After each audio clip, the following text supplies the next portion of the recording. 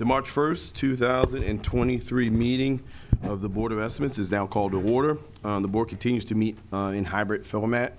We ask folks who are in attendance today to please ensure that you have all your mask on. This board is vaccinated and boosted. We also will ask that if you have an electronic device that you please keep it on silent, if not turning it off, to ensure that the board's business today will not be interrupted. For those who are with us virtually, if there is opportunity for any level of testimony, we ask at that time you unmute yourself, you identify who you are, and you will be recognized by the board to provide your testimony. At this time, I would ask our amazing clerk, Ms. Celeste Amato, for any corrections, additions, or noted abstentions to today's agenda. Thank you, Mr. President, and good morning, everyone. If I could very quickly share my thanks to the board and to agencies who have enabled us to go completely automated with our board agenda. All agencies use the system. This past deadline, it is not without its bumps, but I really appreciate everyone working so hard to help us make this happen, and appreciate the board's indulgence, because we've had some oopses here and there as we try to now, in a very digital way, assemble this agenda on a biweekly basis. I'd also like to thank the press who have embraced the unique SB numbers generated for each item and now don't even reference page numbers when they ask us for information on an item. So thanks everyone who's helping to make that happen. I have the following changes and corrections to note this morning. A walk-on has been requested. Bureau of Public Works, Northwood Baseball League grant agreement. I will be reading this memo since it was not publicized on our website, and it does not yet have an SB number. And as a reminder, walk-on items automatically become part of the non-routine agenda.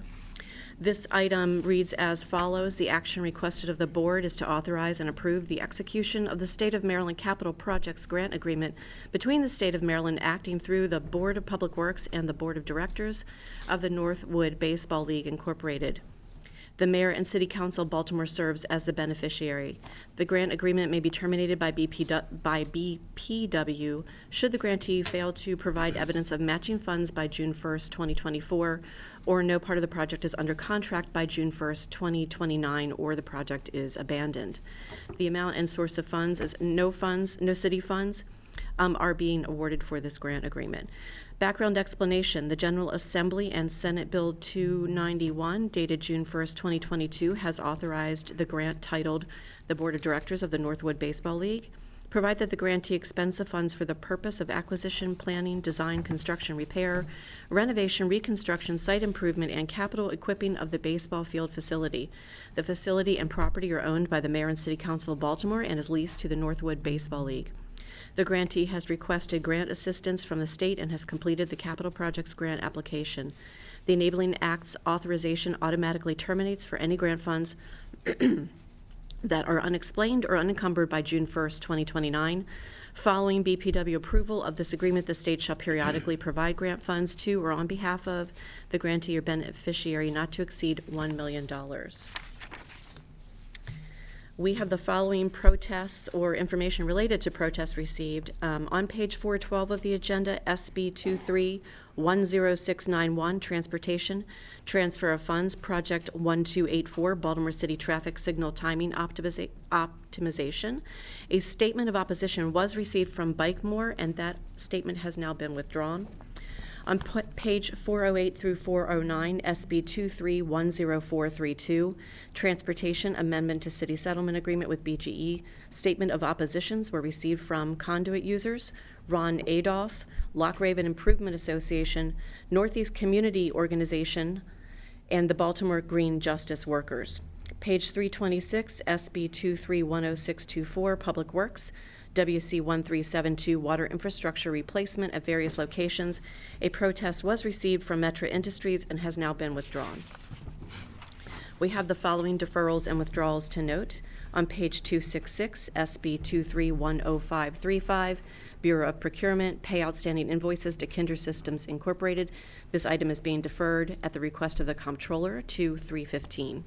On page 267, SB 23-10592, Bureau of Procurement, pay outstanding invoices to Comprise Technologies, Inc. This item is being deferred until 3/15 at the request of the Comptroller.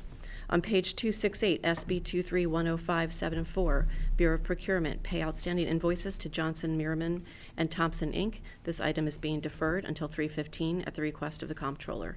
On page 269, SB 23-10593, Bureau of Procurement, pay outstanding invoices to Cap Luck Incorporated. This item is being deferred at the request of the Comptroller to 3/15.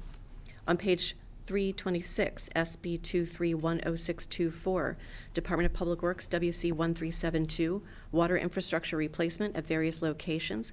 This item has been withdrawn at the request of Public Works.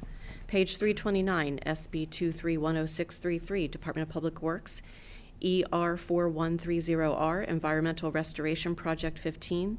This item is being withdrawn at the request of Public Works. Page 351, SB 23-10625, Department of Public Works, transfer of funds for WC 1372, water main replacement at various locations. This item is being withdrawn at the request of Public Works. Page 354, SB 23-10632, Department of Public Works, transfer of funds for ER 4130R, Environmental Restoration Bundle, Project 15. This item is being withdrawn at the request of Public Works.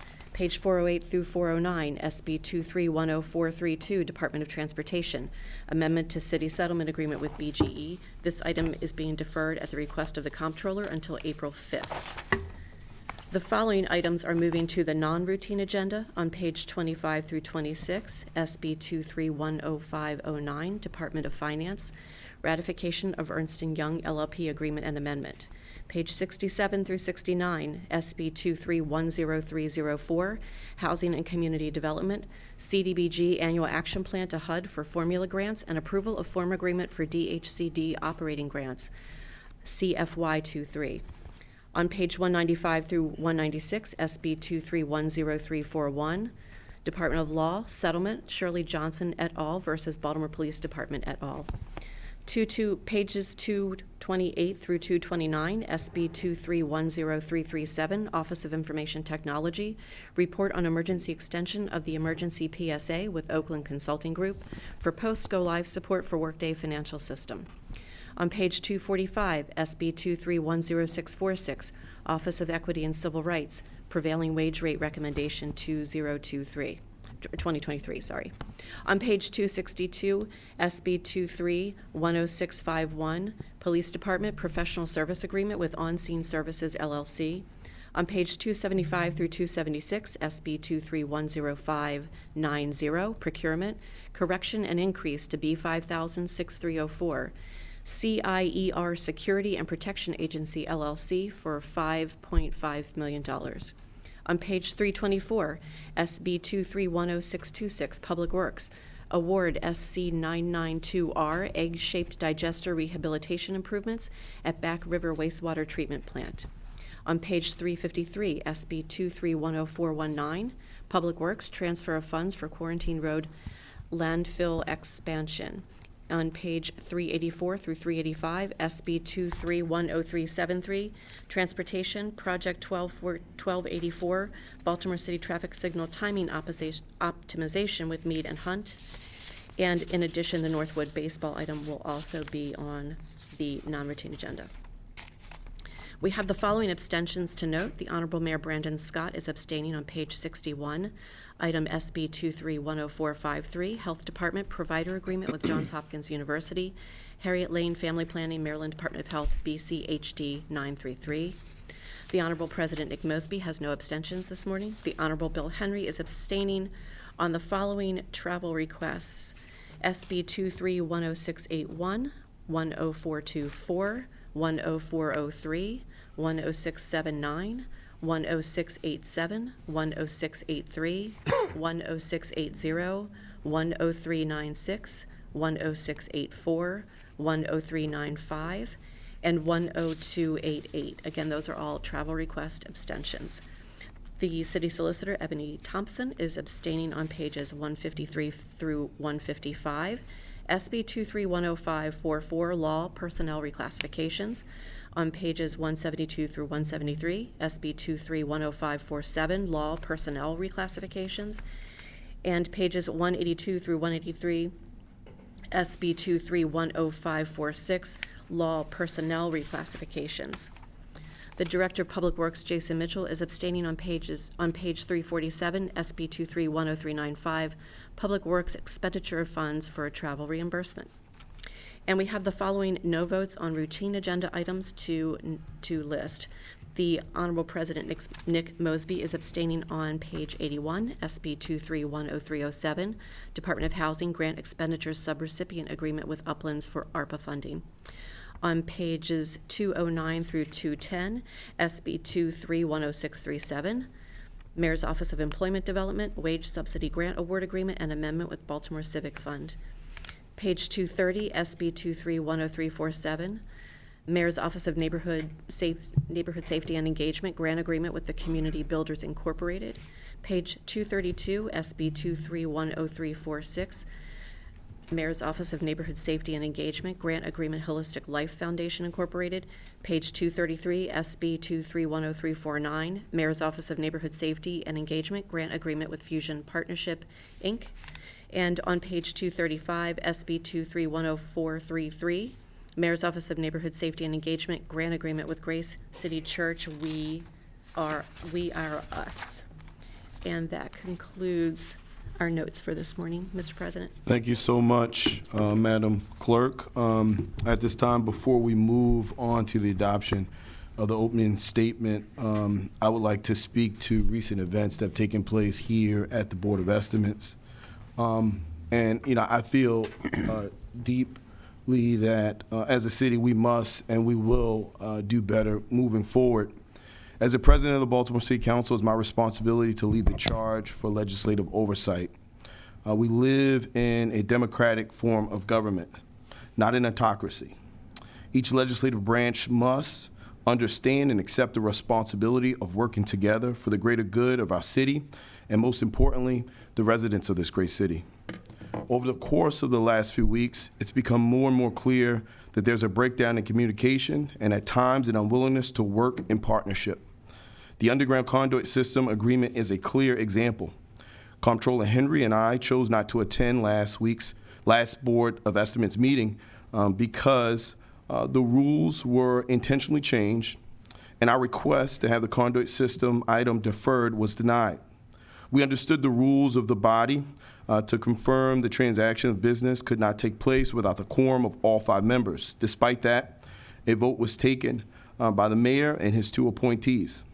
I, the comptroller, and members of the City Council do not believe that vote was valid, and we have serious concerns about what has taken place. As you've heard and seen from the administration, they completely disagree. Comptroller Henry and I are here today because, just as we did 2 weeks ago, we take our jobs very seriously and the responsibility to the citizens of Baltimore. We chose to be absent on February 15th because we did not believe we had sufficient information to make a well-informed decision on the matter that significantly impacts not only the residents of Baltimore today, but generations to come. We asked for some time and more information, and instead we were told that this was going to happen whether we had questions or not. And you, the people, were told that this would happen despite voting overwhelmingly against it in last November's general election. And that's exactly what took place. This is yet another example of the administration picking and choosing what to do, allowing their actions to negatively impact the citizens of Baltimore. Just last night, we received information about the administration wanting to finally get the Northwood Baseball League agreement onto this BOE agenda. This is something that we've discussed with the administration for months, and it has not been a priority. The volunteer coaches, the children have suffered while this issue has dragged on for months and months and months without action. I can only wonder why a move to support youth sports and development didn't get the same level of engagement and interest that the conduit system has received. These events make it painfully clear that there's a serious need to evaluate the Board of Estimates as it is currently existing and see recommendation for changes and findings should be made to ensure that no one person can unilaterally, without the necessary oversight, make democracy, in a system of democracy, make unilateral decisions on multi-million-dollar contracts. This should be a fair and just system with checks and balances for all. While I have no doubt that each person up here loves this city greatly, I remain steadfast in my belief that this agreement is not the best interest for the citizens of Baltimore, and I stand firm on the fact that the way that this entire situation has been handled is nothing more than a power grab and move to suit the interests of private industry. I am here today to carry out the work that is necessary to see our city continue to move forward and our government function properly, but that does not mean that I do not have severe concerns about the way that we have gotten to this point. While we will never see eye to eye, I do believe that it's important for us to work together in a more collaborative effort and ensure that the citizens of Baltimore voices are heard and that there is fair and equal balance in our system with checks and balances. So with that said, at this time, I'll take a motion to accept our opening statement. So moved. Second. It's been moved and probably second. All those in favor, please say aye. Aye. All those opposed, please say nay. The ayes have it. The opening statement has been adopted. I now direct the board's attention to a memorandum from my office dated February 28, 2023, identifying matters to be considered as routine agenda items, together with corrections, additions, abstentions, and no votes that have been noted by our amazing clerk. I will entertain a motion to approve the items contained on today's routine agenda. So moved. Second. It's been moved and probably second. All those in favor, please say aye. Aye. All those opposed, please say nay. The ayes have it. Routine agenda items have been adopted. The first item on the non-routine agenda can be found on page 25 and 26, SB 2310509, Department of Finance. The board is requested to approve financial consulting agreement amendment from Ernst & Young LLP. On behalf of the Department of Finance, we have Deputy CFO. Please state your title and your name and begin your presentation. Hi, good morning. Bob Sedemy, Deputy Finance Director, representing the Finance Department today. So, excuse me. So we have a contract we're asking for an extension today. It's for a total of $2.5 million for Ernst & Young. Just as background, we have been using this firm to assist us with our use of federal aid during this COVID time period. We utilize Ernst & Young because they have expertise in assisting cities on making the best use of federal dollars, and that was especially important during the pandemic when we were trying to sort out, what should we charge to the CARES Act, what could wait for ARPA, and what we could utilize through the FEMA program that's available. The Ernst & Young support work that they do for us has enabled us to recover over $120 million of reimbursement for programs like our feeding programs, homeless sheltering, vaccination rollout, and a whole host of other things we've been doing during COVID. So their support and their expertise has been very helpful in the city getting the best value. The reimbursement period for FEMA ends in May of this year. And so with the extension we're asking for today, this will allow Ernst & Young to basically take us up to any expenses that we spend through that May time period that are reimbursable and submit that so we can get that money back. The $2.5 million we're asking for, again, is enough to get us through the end of the period, that May period. And they will be working with us probably until the end of this calendar year, maybe longer, because there's generally about a 6 to 9 month delay. You actually have to spend the money and invoice and pay for it before you can actually submit the information to be reimbursed. So this amount will get us through the end of the contract period. One final note, all of the money we spend with Ernst & Young on this contract actually also gets reimbursed via FEMA, because there's an administrative allowance that you say you can charge, any help you had, personnel or assistance you had against FEMA to capture those costs. So we believe that all of the costs we're asking for today will actually be reimbursed for the city, so it won't be a net cost to the city. Thank you so much. At this time, are there any questions or concerns? Ms. Comptroller, the floor is yours. Thank you, Mr. President. Good morning. Good morning. Just one question about the part where the Ernst & Young's fee itself is reimbursable under the rules. When you say that they'll reimburse us for any help we get, is that only for external costs, or do you get to reimburse for your own staff time for doing this as well? It's both. Okay. So the bulk of the cost has been Ernst & Young, but we can also submit direct city costs that have worked extensively on the project. So I can reimburse part of my salary. Okay. Some of the folks on our team can reimburse part of their salary. For most people, it hasn't been much of their time. It's just 2 to 4% or something of their time. Okay. For me, it's been a larger chunk. So we'll capture also all the city time that went into this, and we'll get reimbursed for that. The cap is 5% of the total project cost. And, we'll, at the end of the program, we think we'll have over $150 million of reimbursement. So 5% of that is somewhere between $7 and $8 million that we can ask for. And so so we could, basically, if you've got like a $7.5 million cap to work with, then you would take everything that we've paid to Ernst & Young off the top and then try to find as much internal cost as you can among what's rest? That's exactly what we're doing. Yep. Gotcha. Thank you. Are there any other questions or concerns from members of the board? Hearing and seeing none, I'll entertain a motion. So moved. Second. Moved and probably second. All those in favor, please say aye. Aye. All those opposed, please say nay. The ayes have it, and the item is approved. Thank thank you you. so much, Deputy CFO. The next item on the non-routine agenda can be found on pages 67 through 69, SB 2310304, Department of Housing and Community Development. The board is requested to note a resolution of the city fiscal year 2023's annual action plan to HUD for a 4-formula grant program. On behalf of the Department of Housing and Community Development, we have... Mary Correa, Deputy Commissioner for Consolidated Planning. Thank you for joining us today. The floor is yours. Thank you for having me. So the matter before the board, one, is fairly routine. We have a history of 47, now 48 years of annual formula grants from the Department of Housing and Urban Development. But within that agenda also, we had contained a request to Comptroller Henry and Chief of Staff Amato to look at ways that we might be able to get contracts to our nonprofit subrecipients quicker. That has been a matter that has been in the media and just a known problem. And so we worked through a new process that would allow the formula grants to be approved. HUD approves them before it comes to the board for approval. So HUD says you can spend this money. And to come to the board and say, if we use this form agreement and here's everything that HUD has agreed that we've awarded, can we award them all at once and execute the contracts without having to bring each individual one before the board? So we worked through that process.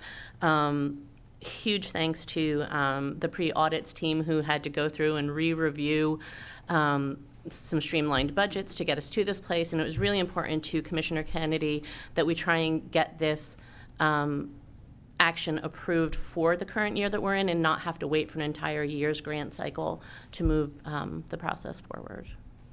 Thank you. At this time, are there any questions or concerns from members of the board? Ms. Comptroller?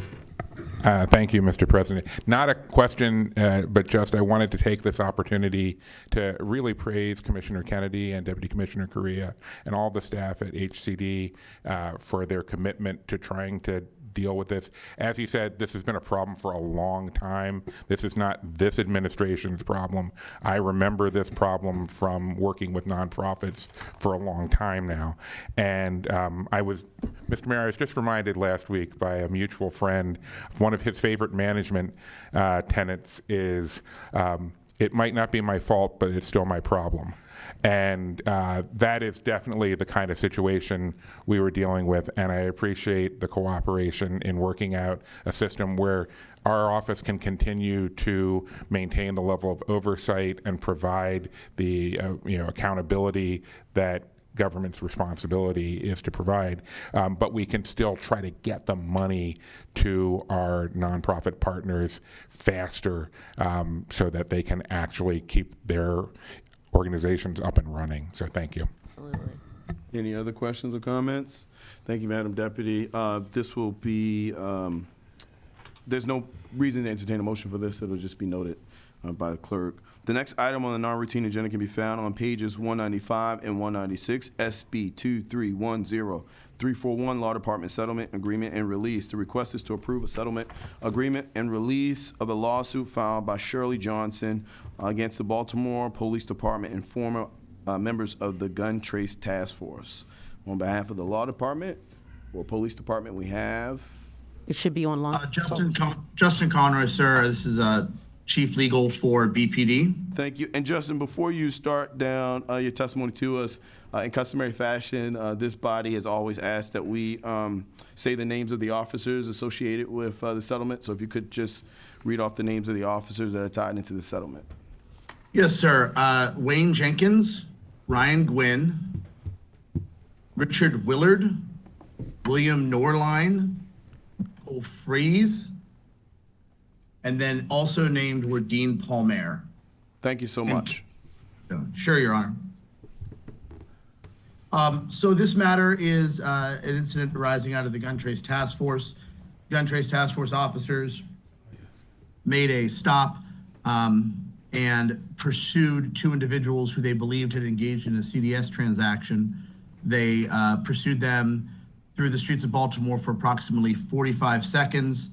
The individuals fled, and in fleeing the officers, ran a stop sign. And when running the stop sign, they hit into a car driven by Elbert Davis and Fosa Kane.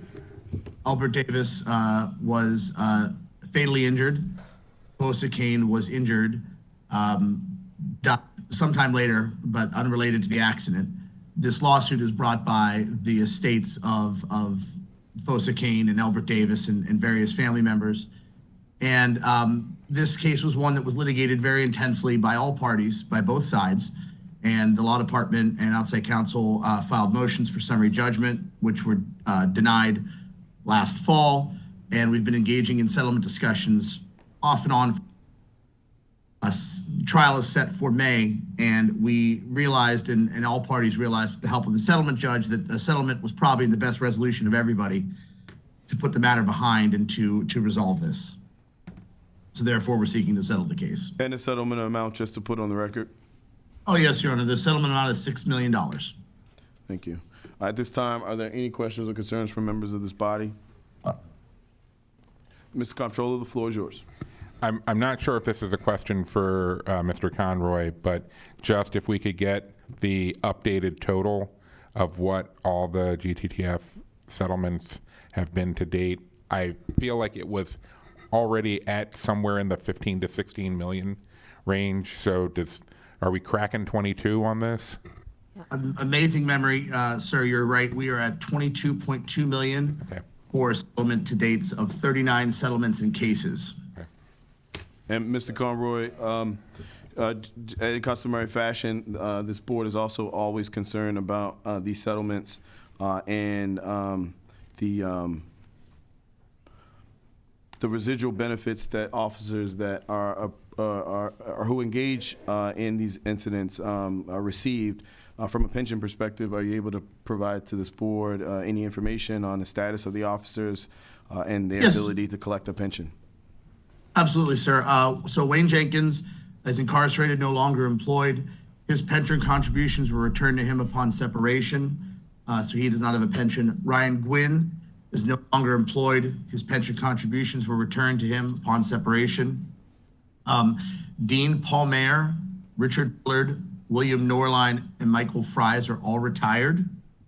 And Keith Gladstone, who was he was a supervisor, but he arrived on the scene later. He was named, but he is also retired. Understood. So just so everyone's clear and we are on the same page, when we say return to them, at this point, we don't have the ability to forfeit what they put into the pension system related to this settlement. Is that accurate? That's accurate. That's accurate. And then for the officers that you said are no longer on the force and retired, the assumption is they're still collecting a pension. Is that accurate? I would have to double check on all of these officers. At the time, you needed 20 years of service. It's been changed to 25. I don't right now off the top of my head know if any of these individuals had 25 years. I don't want to say that they did and they didn't, so I can get that information to you. Yes, understood. Whether they were in the system of 20 or 25, if they retired and they completed 20 or 25, it would be safe to assume that they are collecting a pension, correct? That is correct. If they retired with the requisite number of years, they would be collecting a pension. And if they retired prior to the 20 or 25 year requirement, it's safe to say that none of their assets have been forfeited to help us pay for the settlement either, correct? That's correct. They would not be receiving a pension, but there's been no seizure of assets. Okay, thank you so much for always going over that with me. At this course, time, we sir. have a question from the mayor. Mr. Conroy, thank you, and thank you always for your due diligence on these. Just for the good of the body, but also the good of the public, how many remaining cases do we have with GTTF? Thank you, sir. So as we note, we anticipate a stop flow due to the fact that the officers have not been employed since 2017. Currently, we have 5 lawsuits. They are in various stages of litigation, but motions to dismiss have been filed and are pending. We have 2 unfiled claims. So those are claims that we're tracking that may turn into lawsuits, but currently there are 5 lawsuits. Thank you. Thank you. At this time, are there any additional questions or concerns from members of the board? Hearing and seeing none, I'll entertain a motion. So move. Second. It's been moved and probably second. All those in favor, please say aye. Aye. All those opposed, please say nay. The ayes have it. This item moves forward. As we discuss always, and I think it's just important to continue to talk about as we see these settlement agreements, this is money that the mayor and city council could be working to put into recs and parks, put into other resources throughout our city, could be to reducing property tax, could be to a host of all types of benefits to the citizens of Baltimore, yet and still we're required to sit here and pay out time and time again for actions for individuals who were literally called to protect and serve us. So I just think it's important for us to always highlight that, particularly when we deal with an item that is of $6 million. The residual impact that could have to young folks or to a homeless community or to folks that are dealing with mental illness is significant. Yes, Mr. Mayor. Mr. President, I just wanted to simply add on to that we're talking about, in the case of this incident, something that happened on April the 28th of 2010. So this is something that actually predates the president and I being into elected office. And when you think about the history that went around this unit and how all these many years later we're still making these payouts, it brings into light the importance of all the reforms and all the efforts that we've undertaken and why, despite some people saying we should go away from them. And anytime someone has that thought, these are the kind of things that you should remind them of. This is what happened when we didn't have the oversight, when we didn't have the training, when we didn't go above and beyond to make sure that we were checking that those people that were sworn to protect and serve hadn't turned themselves into the biggest gang in Baltimore. Thank you. Thank you, Mr. Mayor. The next item on non-routine agenda can be found on pages 228 and 229. Baltimore City Information Technology. This request is to note a report of an emergency 2-month extension. All these twos, my Baltimore accent, of the original Emergency Professional Services Agreement and Oakland Consulting Group for post-go live support for the Workday financial system. On behalf of the Baltimore City Information and Technology, we have the director. Good morning, Council President, Mayor, Comptroller, and board members. My name is Todd Carter. I'm the director for BSET. This particular emergency was for the support for the supplier hotline for go live with Workday Phase 2. This company, Oakland, they have Workday experience. They actually fielded emails and calls directly from our suppliers. We had a peak of about 1,000 a month as we went live, and that peak had slowly went down over the months to the point where we felt we needed to extend them just to keep that hotline going, keep the support for our suppliers as timely as we can. Thank you, Director Carter. At this time, are there any questions or concerns? All right, to the son of Northeast Baltimore, that was quick. So at this time, we don't have to take a motion on this. Let me see. Yeah, we don't have to take a motion on this. Thank you so much. It will be noted. We're moving on, folks. The next item on the non-routine agenda can be found on page 324, SB 2310626, Department of Public Works. This request is to award SC 992R EGG egg-shaped digester rehabilitation improvements at the Back River Wastewater Treatment Plant to Bitter Yeoman Schultz Construction LLC. Wait, which one are we on? We're on SB 2310626. Oh, I have Oh, yeah, we got one. I have 0646 is the next one. All right, we'll just go back to doesn't matter. Yeah, okay. We'll go back to that. Yeah, we'll just go back to it, guys. Yeah. On BAB DPW, we have Yeah, Tim Wolf, the Chief of the Office of Engineering and Construction. Mr. Chief. Thank you for joining us today. The floor is yours. Good morning, Council President, Mayor, and esteemed board members. This project is a critical project component of the Back River Biosolids Upgrade Project. It's been in the makings for a while. It's focused on rehabilitation of the two egg-shaped digesters that haven't been rehabilitated since they were installed 30 years ago, and multiple other facility upgrades in the biosolids project. This project actually was awarded, actually we had it bid twice. We bid early on in May of 22 with a quick turnaround on the June 2022 bid date. We didn't get any bidders, so we reanalyzed the contract documents, put them out again, and we actually received 2 bids for the project. We received one from the low bidder was Ullman Schutte at $88,520,000, and the second bidder was from Whiting Turner at $103,794,000. Basically, the low bidder had met the MBEWB goals set by MUBU, which was 5% and 2%. Based on the specialty of the type of work, we worked with the MUBU office to set these goals, and actually they have 2 MBE firms, which is LJ Waste Recycling, MBE firm for $500,000, Native Sons for $4.5 million, for a total of $5 million, which is 5.6% of the MBE. The WBE is Rowan's Rigging and Transfer for $2,023,000, and Ronet for $25,000, for a total of $2,048,000 at 2.3%. So we're recommending award of this project at $88,500,000 to Ullman Schutte. It's a critical project, and this is part of the negotiations ongoing at Back River with MDE to basically keep performing our upgrades at the plant. Thank you so much, Mr. Chief. At this time, are there any questions or concerns? Mr. Comptroller?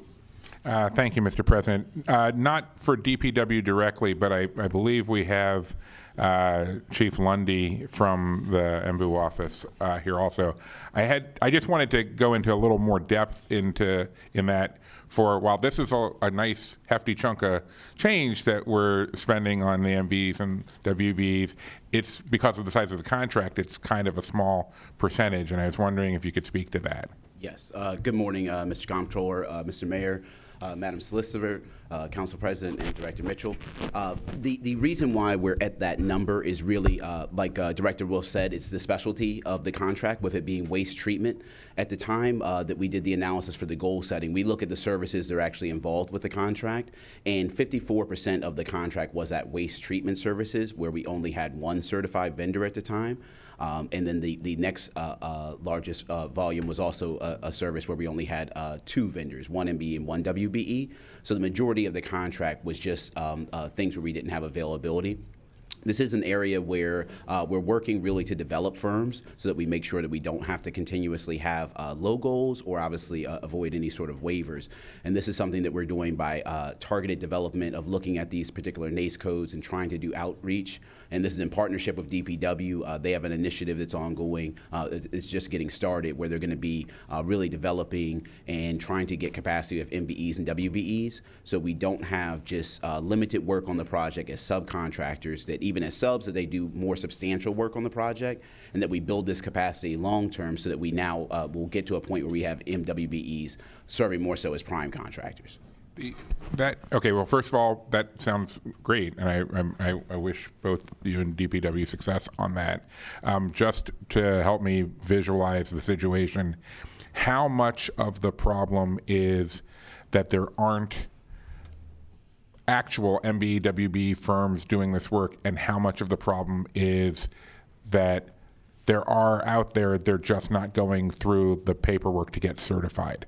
Yes, and that's another issue we're looking into is really developing to make sure we have enough certified businesses because we see in many sectors throughout the work we do in the city that we have businesses that exist that are in our market area that could be certified. That They are just not. haven't done it. Yes, for Okay. whatever reason, whether that they had a bad experience previously, they never knew the benefits of certification. So that's where, as we continue to grow and get support from the administration, we're going to be doing even more outreach to make sure that we're identifying these businesses for the initiatives with DPW and just to get certified so they can be count towards those goals so we can really get better work on these projects. Well, the better we get at paying people in a timely fashion, probably be easier to get them to come want to work for us. Very much so, sir. All right, thank you. Thank you. At this time, are there any additional questions or concerns from other members of the board regarding this item? Thank you so much. Hearing and seeing none, take a motion. So moved. Second. It's been moved and probably second. All those in favor, please say aye. Aye. All those opposed, please say nay. The ayes have it. This item is approved. Thank you so much, Mr. Chief. The next item on the non-routine agenda can be found on page 353, SB 23-10419, Department of Public Works. This request is to approve a transfer of funds, a quarantine road landfill expansion. Good morning. Good morning. Honorable members of the board, my name is James Woods, engineer with DPW Bureau of Solid Waste. I'm here to speak on the transfer of funds, $12 million to active spending accounts. The total budget for the project is about $100 million. And before I proceed, I'll ask if Ms. Evelyn Cordero can be given access to share an exhibit on the screen. I can speak to that later in the talk. Basically, we've been working on the design of the expansion for many years. We started the current design in 2018. We have already gained Phase 1 and Phase 2 approval from MDE. Phase 3 report and permit application will be submitted soon, and we anticipate approval by the end of the calendar year 2023. The timing is critical because our current projection of waste capacity in the current landfill is projected to expire in 2028. Therefore, our plan is to start construction of the new cell in 2026. We need to start the project that this $12 million will fund in 2023 as soon as possible. A major piece of the project will be relocating Quarantine Road. That needs to start by the end of calendar year 2023. And the new cell will give us about 5 million more cubic yards of waste capacity. It'll expand about 20 additional acres of new landfill cell. It'll expand the vertical capacity to 208 feet from 207 feet.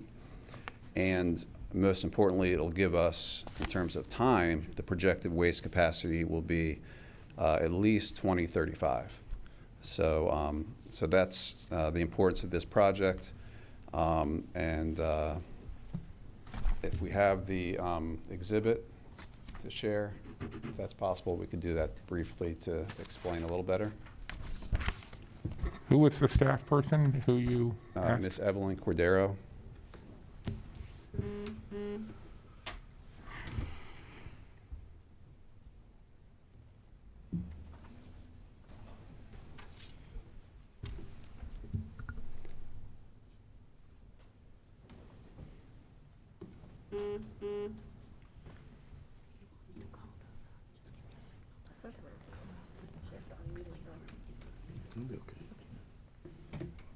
You want to tell? You don't see her? Can she unmute herself? What's your name again, sir? Evelyn Cordero. Ms. Cordero, could Cordero. you unmute yourself? Hi, good morning. Oh, Now, I think you're going to provide us a presentation. Is that right? Yeah, I would like to share my screen, but I don't have access. She's trying to share her screen.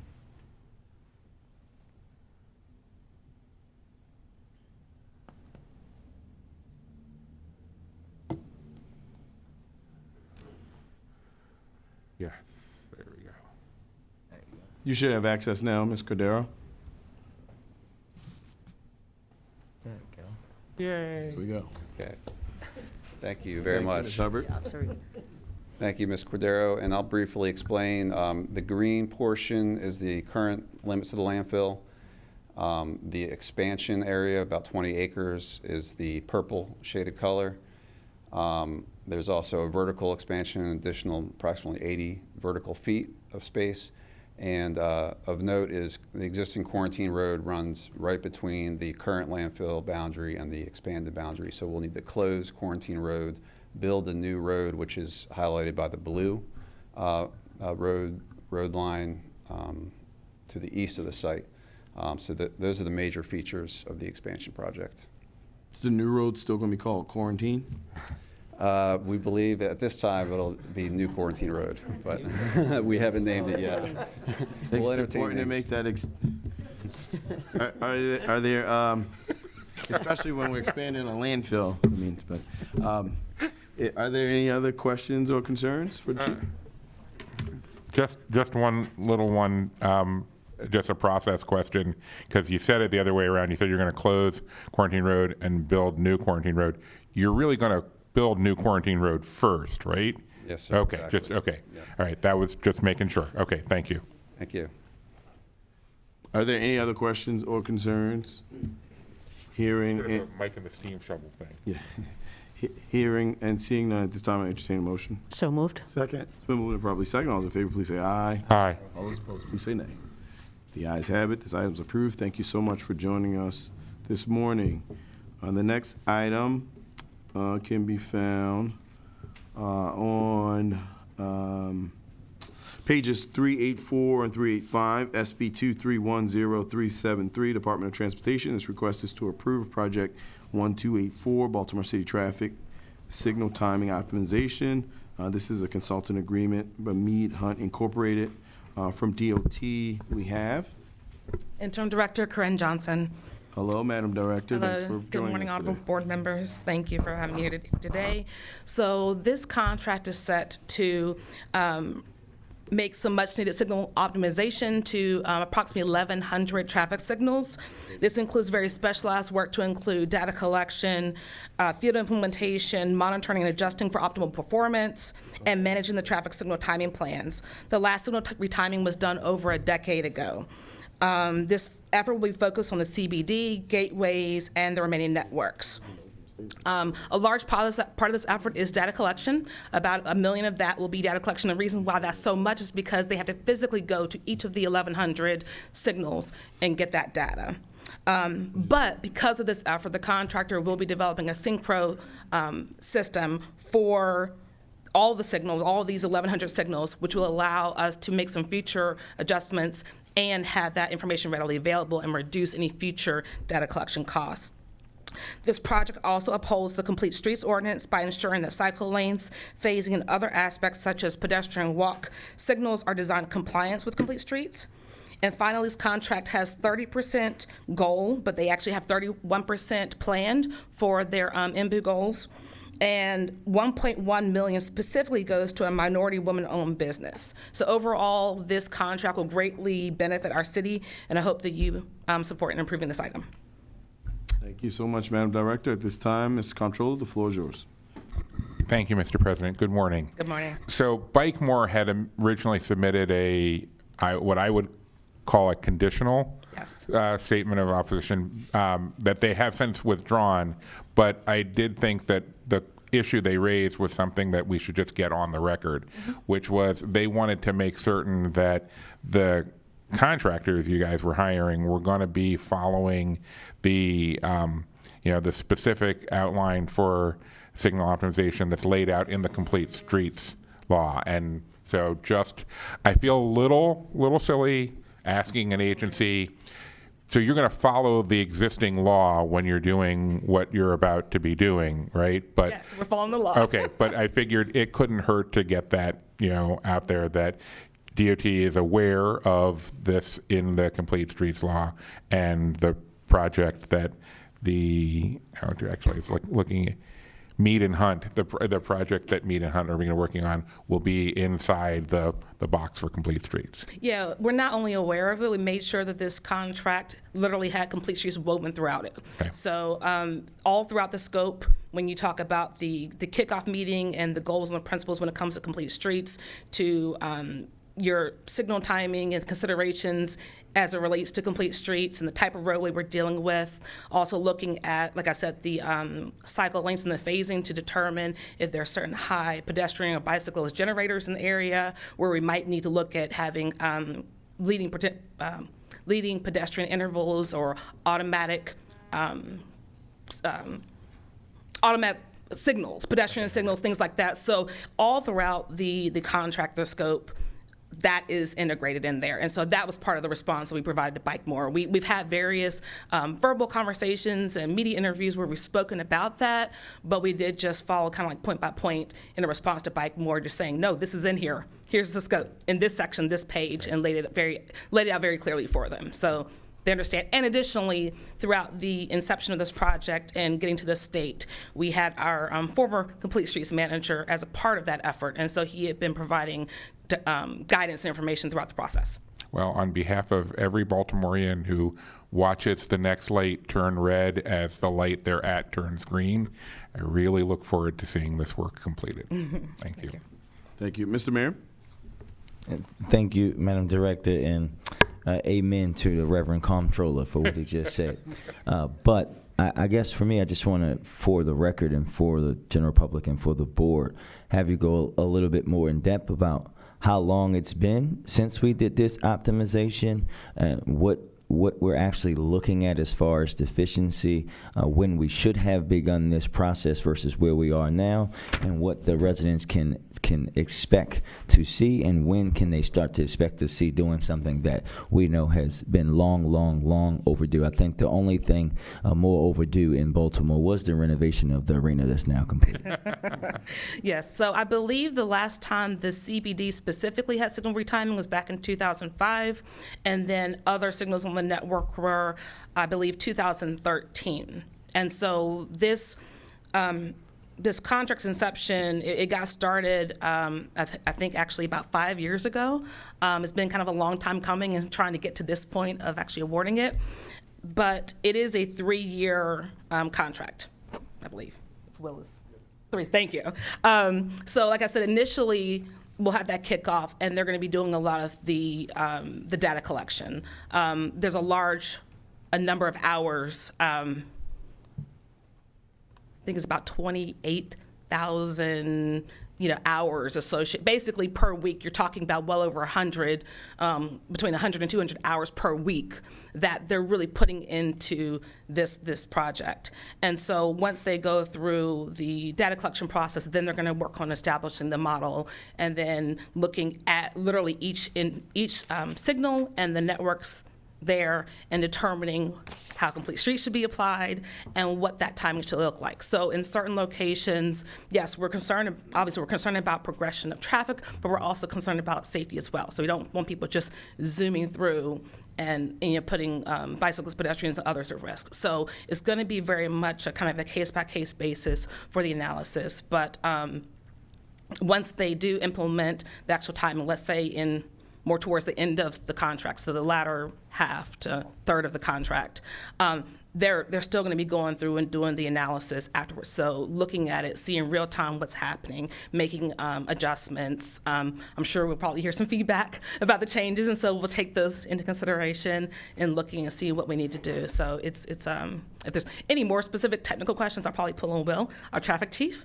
But that's what I can share at this point. No other technical questions. I think people just want to know that their crosswalks are going to allow them to cross, and then the lights are going to allow them to drive. But we know that it's very needed. So thank you, and thank you to your team for getting us to this important point. Okay. Thank you. Thank you, Madam Director. Seeing no additional questions or concerns at this point, I'll entertain a motion. So moved. Second. It's been moved and probably second. All those in favor, please say aye. Aye. All those opposed, please say nay.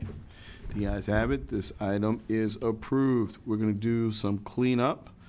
Before we do that, actually, there's 3 additional items that we're going to call in. The next item on page 245, SB 2310646, Office of Equity and Civil Rights, Prevailing Wage Rate Recommendation for 2023. At this time, we have Madam CEO here to present to us. The floor is yours. Good morning, Honorable Board. My name is Dana Peterson Moore. I am the city's Chief Equity Officer and the Director of the Office of Equity and Civil Rights. Dual hats. Yes, I think I've got 3 or 4 as well. The best hat is grandmother. Oh. Yeah, I know. Madam CEO, they're not watching, so I don't know. They better be in school, every single one of you. Here to talk about prevailing wage, which is a very, very, very important concern for the Baltimore City folks that work on our contracts. You've heard a lot of contracts discussed this morning. So every year, the Office of Equity and Civil Rights reviews the prevailing wage. We make recommendations to raise, lower, adjust. This year, we're not recommending any reductions in the prevailing wage. The state of Maryland has done that. We took the discretion and reason not to do that. I want to read a brief statement that was prepared by our supervisor, who is unfortunately ill. So she was going to be here this morning, but is just too sick to come in. So here's the statement. Every year, the Wage Commission issues new prevailing wage rates for building and highway projects in Baltimore City. The Wage Commission compiles a list of registered contractors, contractors associations, and labor organizations who are notified of their option to participate in the annual prevailing wage rate survey. We requested the highest paid weeks for each occupational title performing construction work in Baltimore City between the dates of April 1, 2022 and September 30, 2022. For this year's prevailing wage rate recommendation, we considered data from submitted surveys, Baltimore City rates for 2022, the state of Maryland rates for 2023, and 2023 surveys submitted to the state of Maryland by Baltimore City projects. We want to point out that a procedure for rate recommendation is outlined in the state's statute. This process is not described in the Baltimore City Code. We're going to try to make some changes to that. To summarize our process, if the survey data matched the state's rate, we recommended the Baltimore City follow this process. In another case, if the state 2023 rate is lower than the city's 2022 rate, it was determined that for the benefit of the employees, and this is really, really important, I want y'all to just really hear this, for the benefit of the employees, the city 2022 rate would remain unchanged if no survey responses were submitted. Last, when there were different rates provided for one classification from different city surveys, a weighted formula was used that multiplied the city's number of employees per contractor against the city's rate for each instance. For each instance of such, the state's number of workers against the state's rate for each instance of such, added these numbers, then divided this number by the total number of city and state workers. The Wage Commission has analyzed all available data and information provided by registered contractors, contractors associations, and labor organizations before using a rate recommendation that is fair and equitable for all construction workers helping to build our city. The important thing that I want you all to take away from this is that my office spends an inordinate amount of time doing this. Some have suggested that we try to collapse it. Just take the state's rate and be done with it. We will not do that. We believe that putting in the time and the effort and all the outreach gives us not just credible suggestions and recommendations, but we can replicate that. We can explain how we got there, and it is the most fair outcome for city workers. So with that, I ask that you all accept our rates. Thank you so much, Madam CEO. At this time, are there any questions or concerns? Thank you. Not a question, maybe a little tiny eeny-weeny bit of a concern. Just as a continuation of a previous conversation, I had previous. That's fine. Continue. Okay. All right. I had previously been one of the sponsors of legislation that would have required the city's wage commission to just accept the state's rates. And the rationale behind that was that given the limited resources of the Wage Commission, there was a strong desire to see those limited resources spent more on enforcement and not have to use up your time and effort doing the research and coming up with your own rates. As I've expressed previously, I would be perfectly happy for the administration to provide you with sufficient resources such that you can do both. That you can continue to come up with a more nuanced, more Baltimore-centric set of rates on your own, using your own process, as long as you are getting sufficient resources to do the level of proactive enforcement that we all know is really needed. The other item I needed to raise is that I received a very late communication from a series of labor organizations about this item, asking for the opportunity to meet before we voted on it, but it was too late to do the deferral before the beginning of the meeting. And so what I'm recognizing the rules of the body, if we wanted to ask for a deferral in the middle like this, it would require a majority vote. The new rules. No, that was even. Oh yeah, I guess that was with the I guess that under the original Council- rules we didn't read. Yeah, we didn't Council need to do President that. is correct. We didn't need to do that. Okay. Well, that's a good. Thank you for pointing that out, Mr. President. It's the first time in the Okay. history of Baltimore. Okay. Are you But calling for a motion? I'm gonna call for a motion and ask if we could just put this off until the March 15th, because I got the impression that they might also be trying to have meetings with other members of the board as well, and we'll just do this on the 15th. I know that you've already met with some of these organizations. We met with all who expressed interest, and we'll do it again. Yeah. Whatever we need to do to get consensus on this is really important. Yeah. I don't like deferrals, but hey, we'll deal with it. Sometimes we need them. That's okay with that's it. just a We're- statement. we're okay with it. So if we could, I'd like to move to defer this item to March 15th. Second. So there's a motion on the floor to defer this to March 15th meeting. All those in favor, please say aye. Aye. All those opposed, please say nay. The ayes have it. You've made history. First. That's the second time in 2 weeks for him. And I just want to respond to your great support for our office. I know everyone here supports our office. I just want you to know we're going to do what we need to do. I think until last week, I was the only director in all of the city's enterprise that didn't have an executive assistant. And I didn't have an executive assistant because I felt our funds were better spent hiring staff, upgrading our technology. And that's a sacrifice I made. I mean, a lot of y'all probably got me changing my calendar Sunday morning because I do it myself. But we will do what we need to do to get this work done. I just want you to know that. But I appreciate all the support. Thank you. And the supplementary budget was kind, right? Yeah, as I understand it to be. Yeah, we just took that item up on the council. Well, thank you very much. We're excited. Thank you, Madam CEO. Thank you.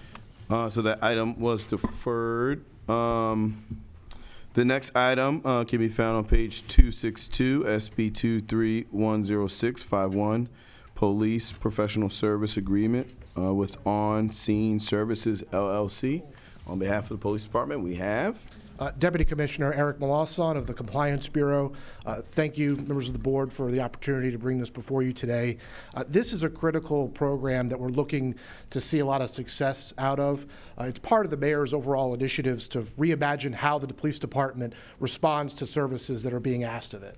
When we talk about non-emergency calls for service, there's a host of different categories that we can consider an alternative response than a police response. Traffic accidents that are minor in nature make up about 31,000 calls for service as they did in 2022. If we can just get a piece of this puzzle, figure it out from a different fashion, we can redeploy those officers' time in making sure that they're focused in on our communities, proactive patrols. This is a way to better align the resources of the city. This is a pilot program. There's some startup costs, but there's also going to be an analysis done to ensure that there is, in fact, seeing the benefit that we're going to have. That's all part of the budget of this. It's a state grant fund that's actually paying for this, so no city dollars are going towards it. And I look forward to answering any questions. But the overall impact on this, every traffic accident can take anywhere between 60 to 90 minutes to clear. And in many cases, the officers actually don't have a responsibility. They're not issuing tickets in these cases. They're just making sure everybody is safe and making sure that folks are trading information on insurance and the like, and then making sure that the traffic is able to move clearly. And there's a way to do that without tying up our police resources, which again are extensive in this particular area of focus.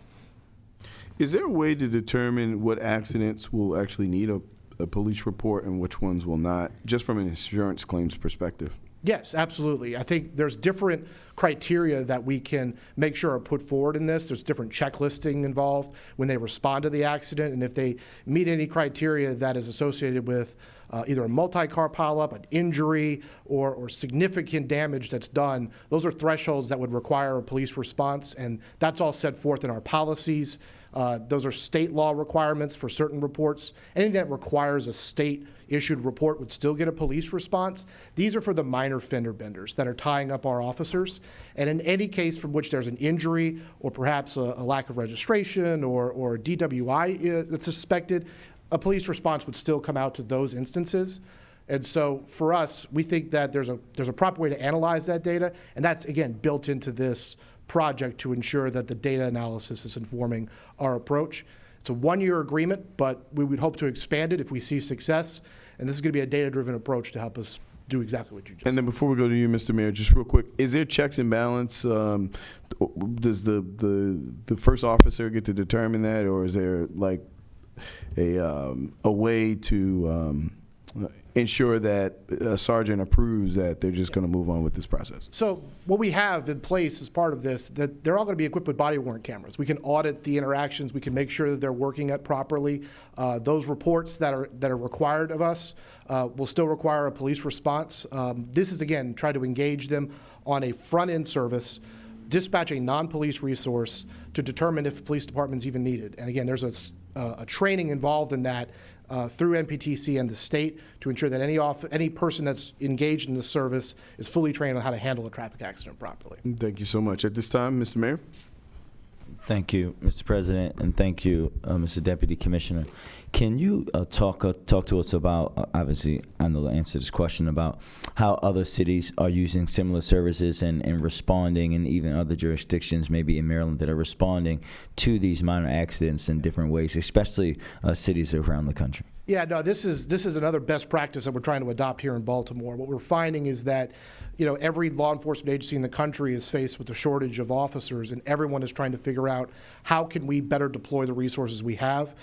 This is a program that's from out of New Orleans. It's something from which we saw a measured success when the commissioner and I were there. And part of it is just, again, redeploying those hours of time. And we saw thousands of hours of time saved as a result of that project there. We're hoping to replicate that success here. We're going to, again, start with a one-year program to make sure that it's all aligned properly. But overall, it's exactly as you mentioned, Ms. Mayor. I think part of what we're seeing across the country is ways to innovate on this. And I think Baltimore continues to be on the leading edge in trying to reimagine how it's operating in its services. And just a follow-up on that, too, noting that sometimes these accidents can lead to overtime and those kind of things. Do we also think there'll be a long-term fiscal benefit to the city by going with this particular kind of response? Yeah, oh, absolutely. Again, that's part of the analysis that we intend to deploy. But in many cases, if an officer is toward the end of their shift and they have to catch a vehicle accident of this nature, it could absolutely extend their shift, beyond their end of the 8.5-hour period. That absolutely leads to overtime. That would be saved under this program, and trying to make sure that we can analyze that is part of this program. Thank you. Thank you, Mr. Mayor. Mr. Comptroller. Thank you, Mr. President. Good morning. Morning. Just, I think just one technical question about how the dispatching of this is going to work, because I'm going to assume that they're going to have police radios and be fully plugged into the system. It almost feels like the way to maximize the effectiveness is they're going to be the default dispatch for traffic. And if they get there and they need an officer, they'll call for backup? That is correct. Okay, all right. I just wanted to make sure I was straight on that.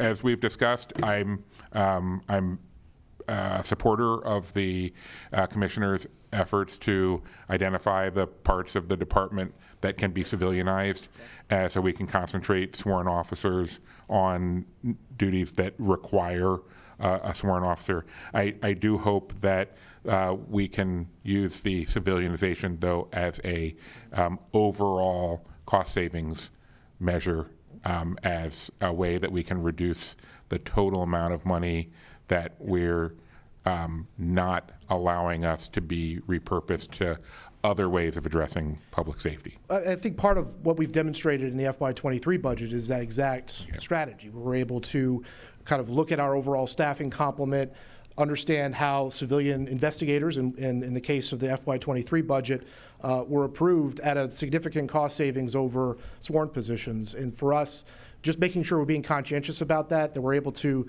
fulfill our duties and provide the level of service expected of the citizens and residents of Baltimore is important. And I think for us, we're going to start out with this program. It's probably going to be 2 or 3 units in a particular area to make sure we test that out and really get an understanding of how the processes are working.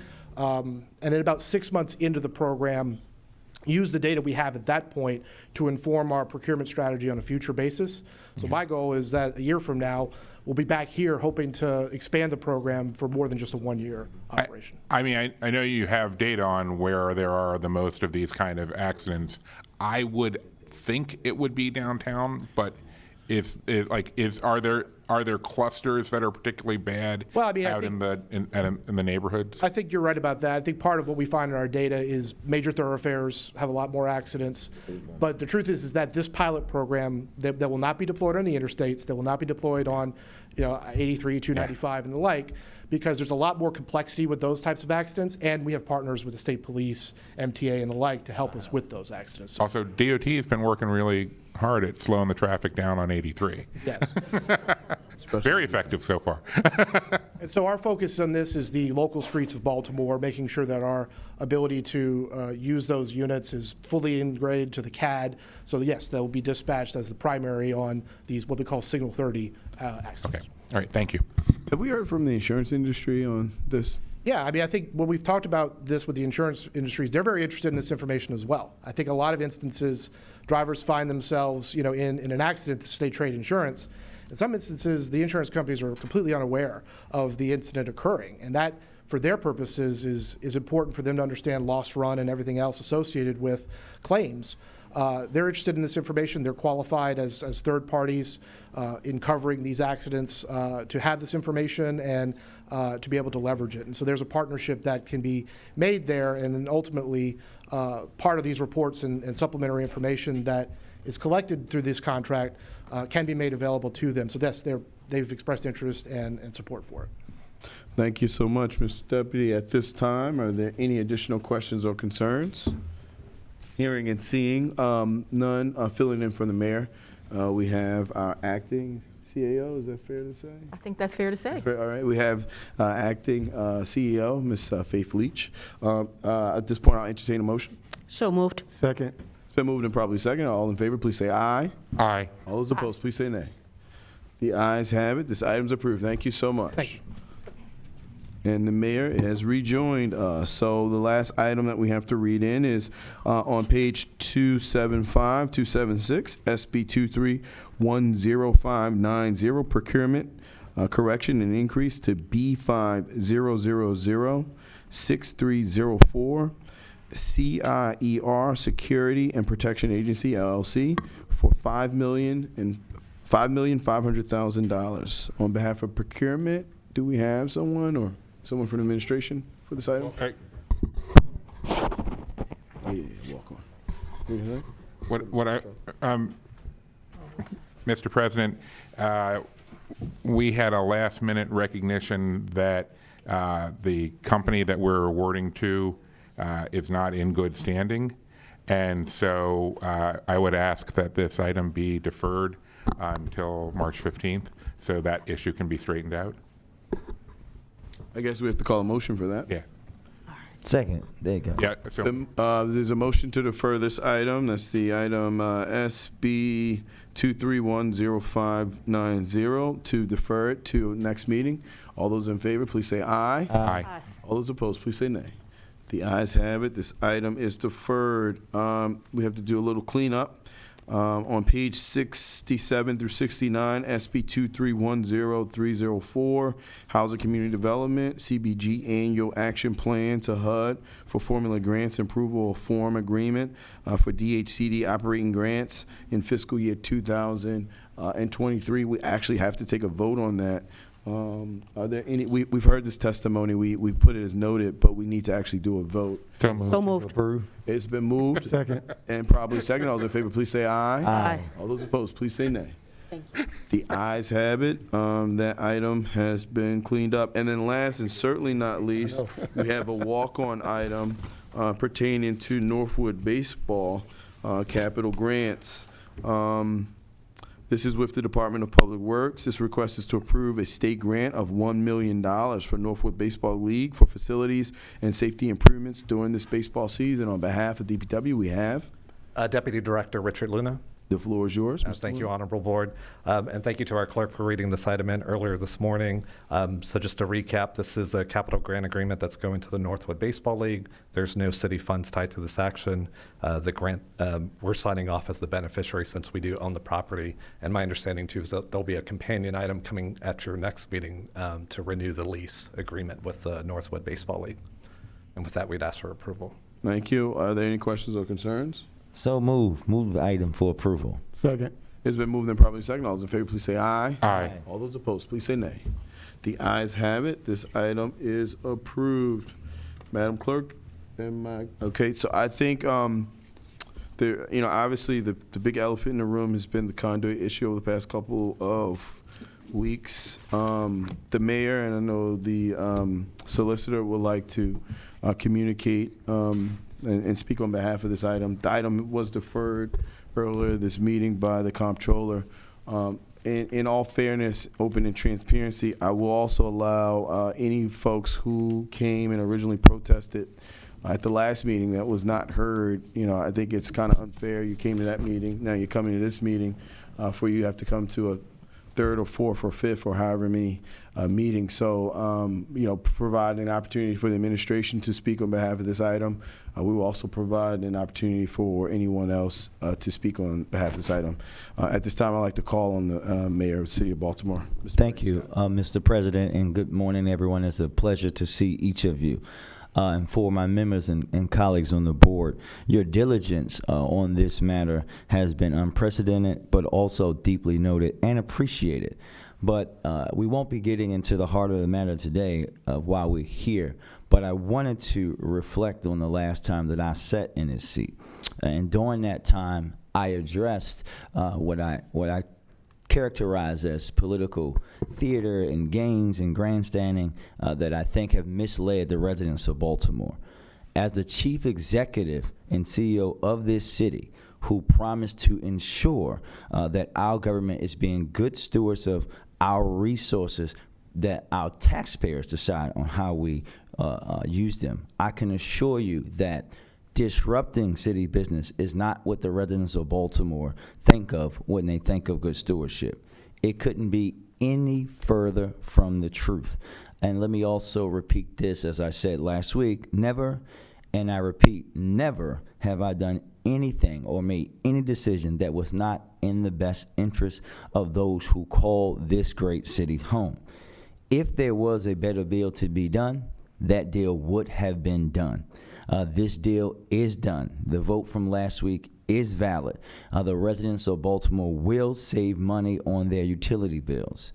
Had we delayed any longer, we would have denied our residents and ratepayers over $50 million in savings and BGE rate increases. And as public servants, we are charged with moving the city forward. And you all know that I don't expect us to always agree, that means that we have to do what we're required to do, and that's show up for our residents every day. What transpired on the February 14th, 15th, BOE did not meet that leadership that we deserve here in Baltimore. We deserve a board that shows up and has the tough conversations and make the difficult decisions and follows all of the rules. When we don't do that, we put critical services and things at risk, like last week where we had our Ron White funds that deals with our residents who have HIV and AIDS that were put at risk with HRSA requirements. And I want to be very clear about the rules, that the BOE rules are written so that not one person can stop city businesses. Our small and the minority businesses, city agencies, nonprofits, all depend on us having that regular flow, and we need to show up for them and show up for our city.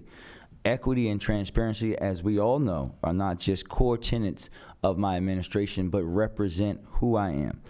So as we are moving forward, my last statement to my partners in progress, the comptroller and the council president, is that we continue to evolve in how we can demonstrate how public service can disagree, but still move forward in the best interest of Baltimoreans. I want to thank you all for your partnership each and every day. I want to thank you for continuing to challenge everyone, including challenging me, and I look forward to working with each and every one of you to continue to make Baltimore the greatest city in America.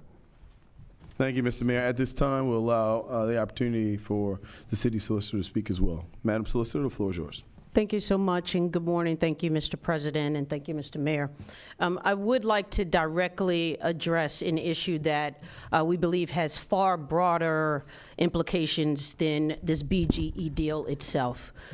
This question is the validity of the vote that approved this deal on February 15th. Not only was the vote valid and in compliance with the established Board of Estimates rules and procedures, and while I have the utmost respect for our comptroller and council president, the BOE rules would never allow the absence of one or two members to completely halt city business.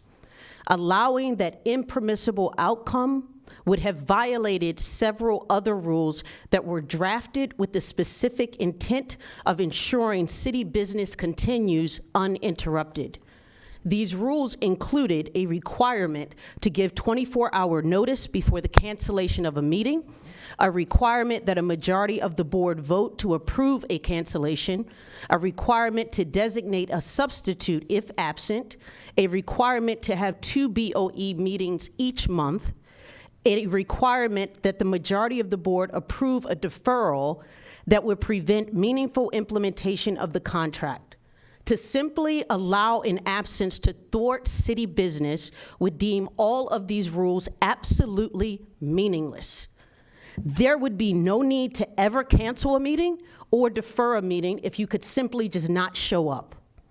This would establish a precedent that directly contradicts our rules.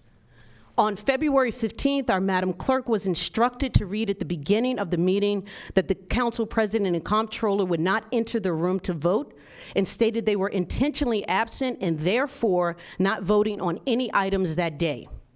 Because they lacked the votes to achieve their desired results within the rules, they attempted to break 5 rules to get the outcome they wanted. However, our rules are not interpreted or read in a vacuum, but rather interpreted as a whole.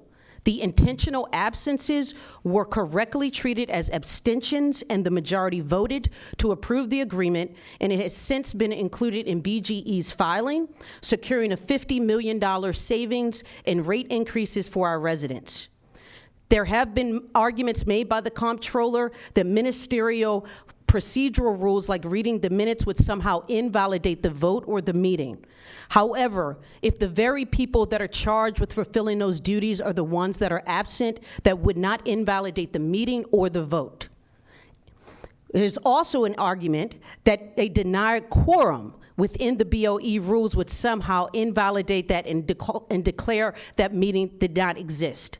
However, our backstop is the city charter, which has adopted the default common law majority rule, meaning 3 would be able to conduct a meeting and pass a vote.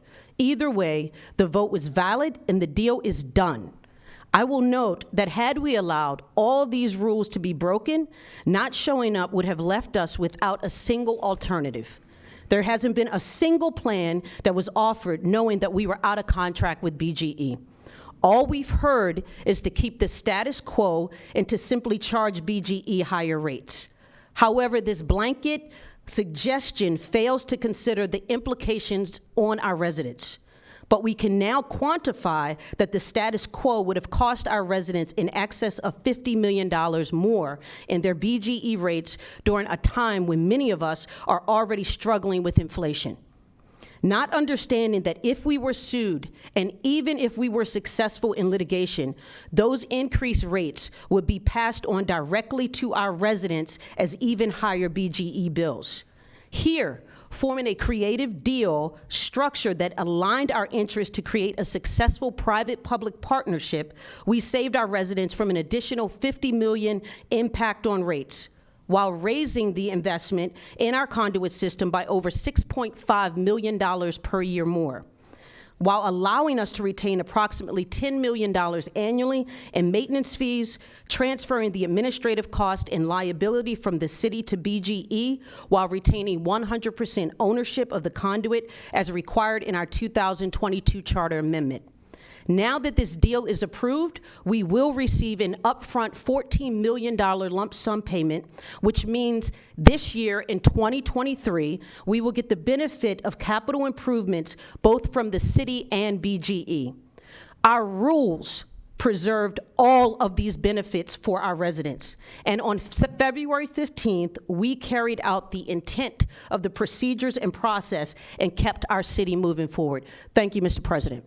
Thank you so much, Madam Solicitor. At this time, I'll allow for Mr. Comptroller to speak on behalf of this issue. Thank you, Mr. President. I especially appreciate the fact that you did not qualify that with briefly or succinctly. I have told a lot of people this over the years. I am not a lawyer. I have, however, spent over 30 years being told what I can and cannot do by the Baltimore City Law Department. And so I picked up some things along the way. For example, last year I was told by the Baltimore City Law Department, in an opinion from former Solicitor Jim Shea, that the Charter of Baltimore clearly expects that the quorum of the Board of Estimates is all 5 members. And I'm happy to produce a copy of that opinion. But one of the other things I would like to take this opportunity to share, Mr. President, is that although I never did get around to going to law school and becoming a lawyer, I did start down that path, including 3 years in high school doing cross-ex debate. And one of the things I learned in cross-ex debate is the affirmative makes out a case and lays out a whole bunch of points, and then it's the job of the opposing to match each point and address each issue that's been raised. And then the judge looks and sees if you've done that and gives a point to one side for every unargued point. What we're missing here is a judge. I think we've reached the point where it's clear that we just have to agree to disagree. That the administration, the mayor, the law department definitely feel that there is an interpretation of how the charter works, how the rules work, that is at odds with the way that the council president and I, and not for nothing, but most people that I run into on the street who raise this issue agree with. And that is, you can't abstain at a meeting you're not at. So if the rules as written have a loophole that was not expected by the law department when they signed off on them, that allows for the council president, the comptroller, to keep a meeting from happening by not showing up, that's unfortunate for them, but it does not change reality for the rest of us. The rules that we all agreed to require all of us to be here to have a legal, valid meeting. And in the absence of a member, we're not meeting.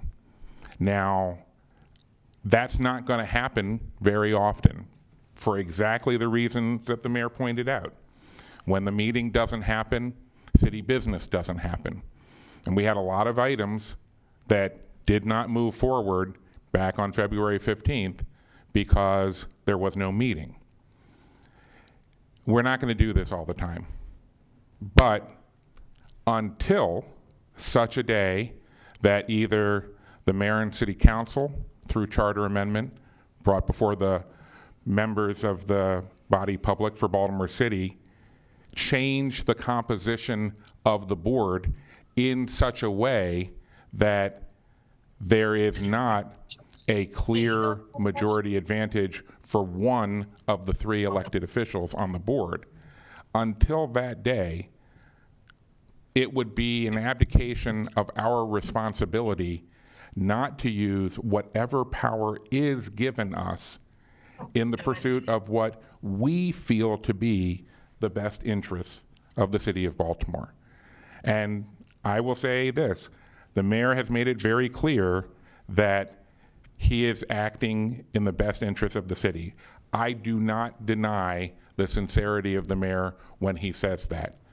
But I will say that just because he feels this deal is in the best interest does not mean he is automatically right. It means that's where he is on this issue. And inevitably, it will be up to the people of Baltimore to decide, how do you want your government to handle situations like this? We have lived for generations with a system under which we elect one person, the mayor, to do a lot of the deciding for Baltimore city government. If we're good with that, we will keep doing that.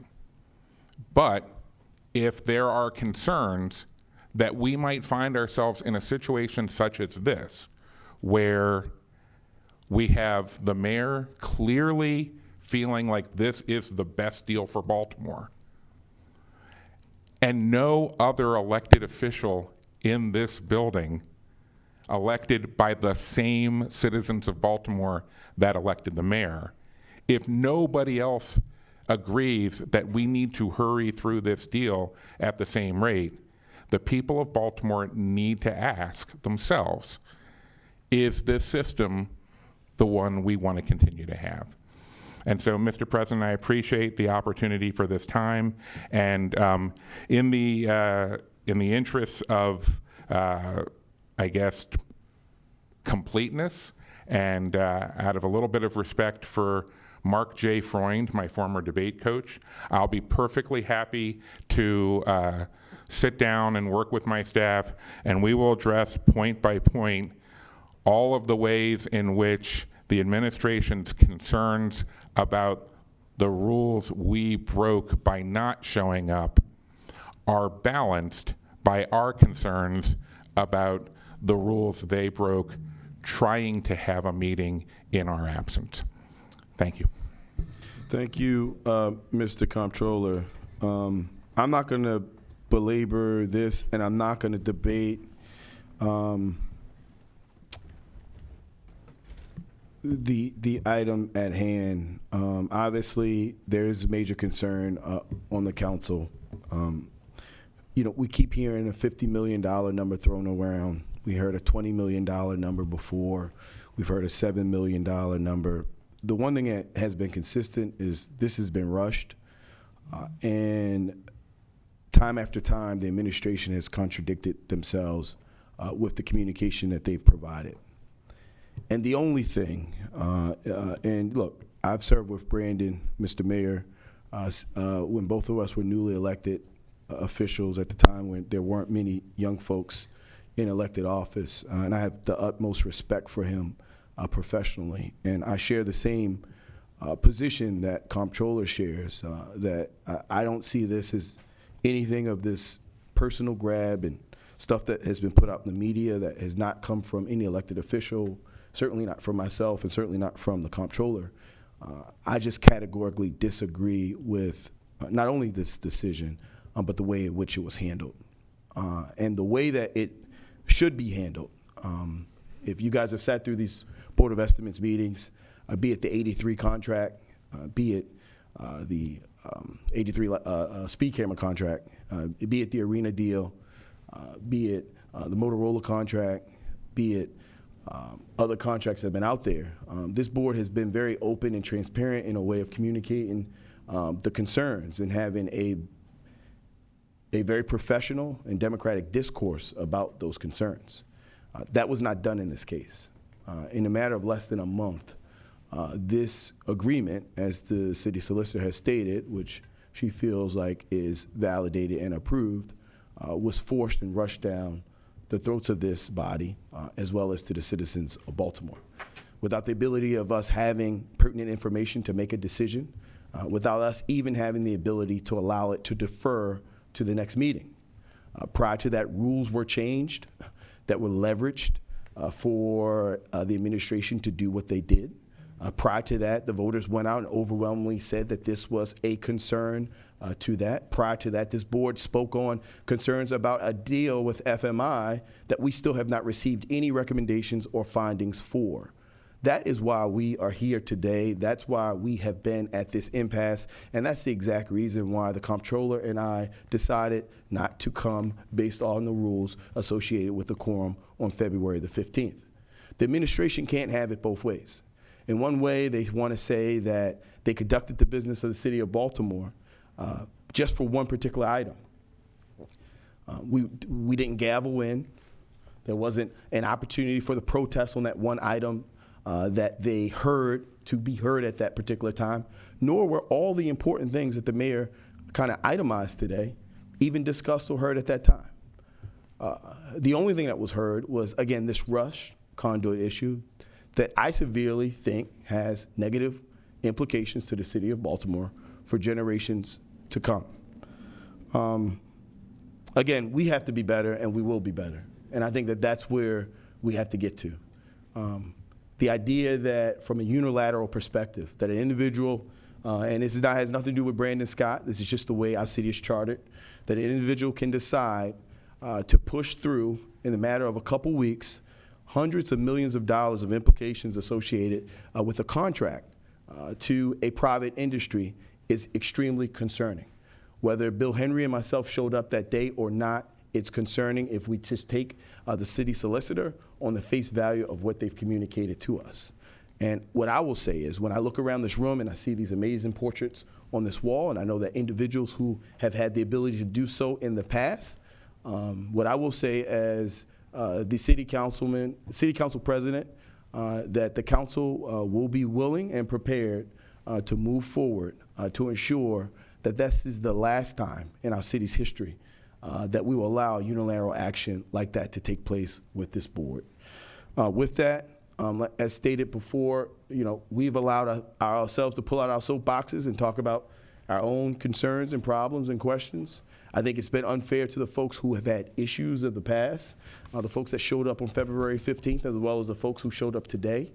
So at this time, I will turn it over to any public testimony or comment if there are folks in the audience who would like to participate in this matter. Are there at this time? Kobe, Mr. Little, President of the NAACP, you have the ability to speak at this time.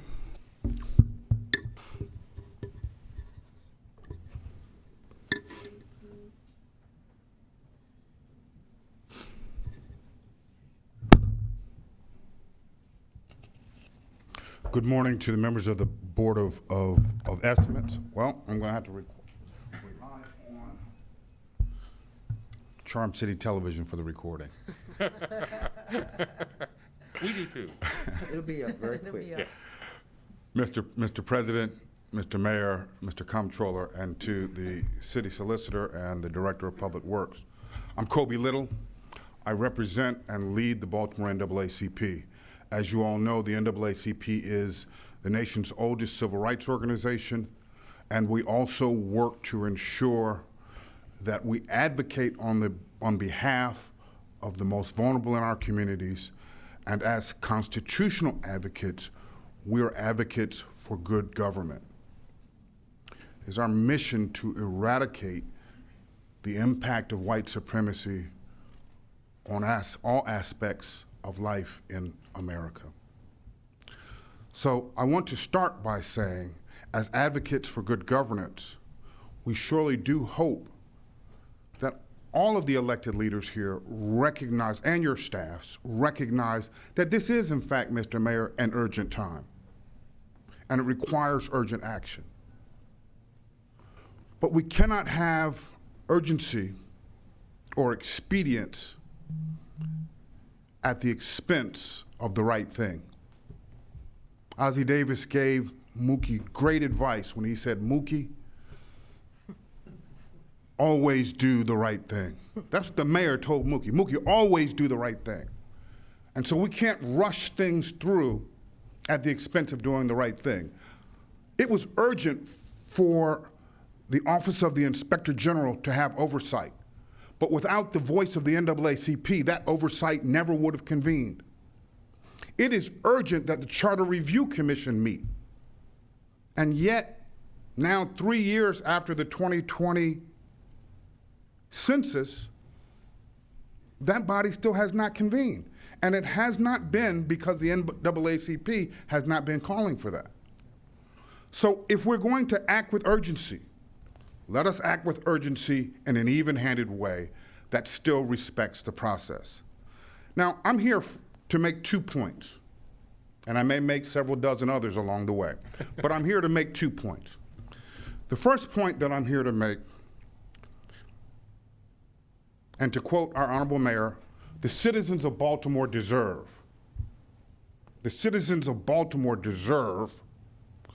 that city government requires a diversity and equity assessment before any contract over $1 million is awarded. And there's plenty of precedents for this. Right now, even in the state pension funds,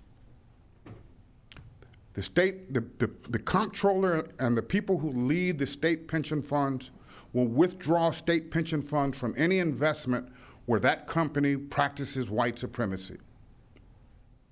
And by the same token, there should not be any company that gets a significant contract with this city government if it appears that that company has a racially hostile workplace.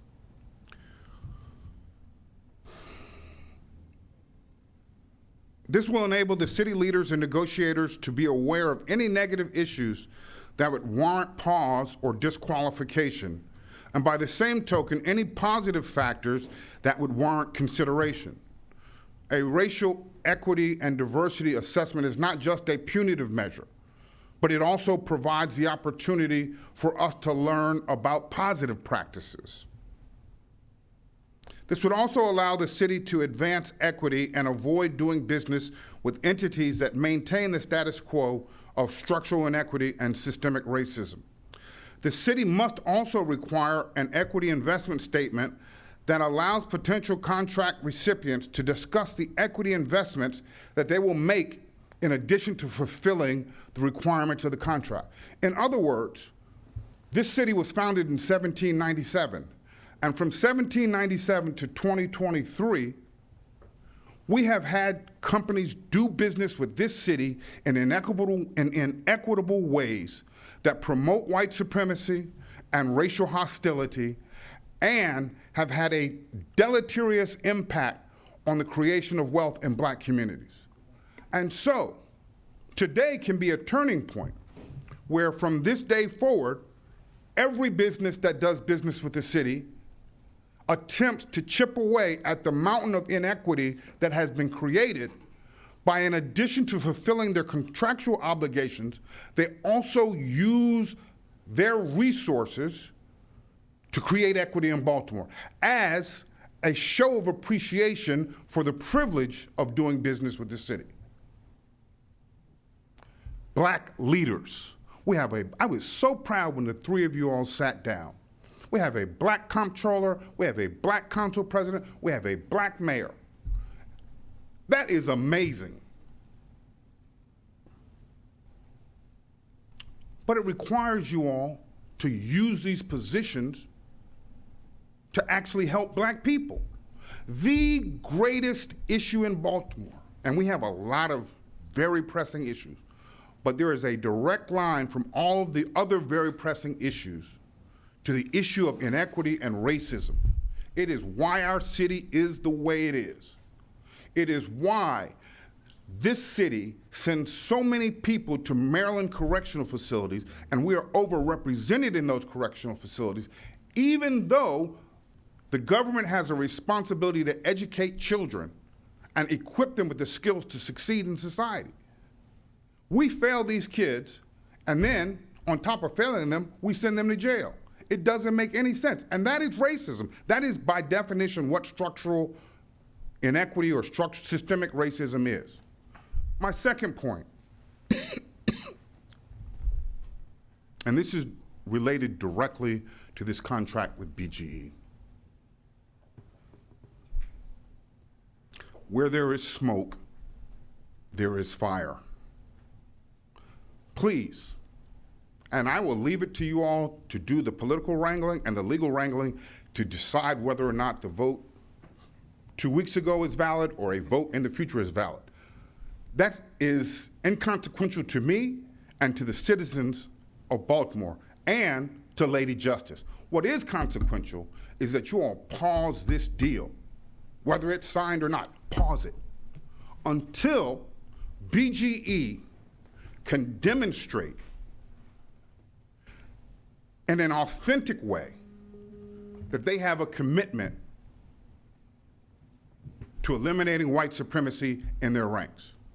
And I can tell you, not based on any other claims that have been made, I can tell you that in the 4.5 years that I've been president of the Baltimore NAACP, in the 4.5 years that this organization has been on the front lines, from police discrimination to COVID, housing, each of you has known me before you were even in the office that you're in now. And you know the work that we do. No one from BGE has ever come to the NAACP and said, we have some issues at our workplace and we'd like your help sorting them out, or we love the great work that you're doing, we'd like to partner with you on some of the great work. We've never heard that. But guess when I got a phone call from the general counsel of BGE?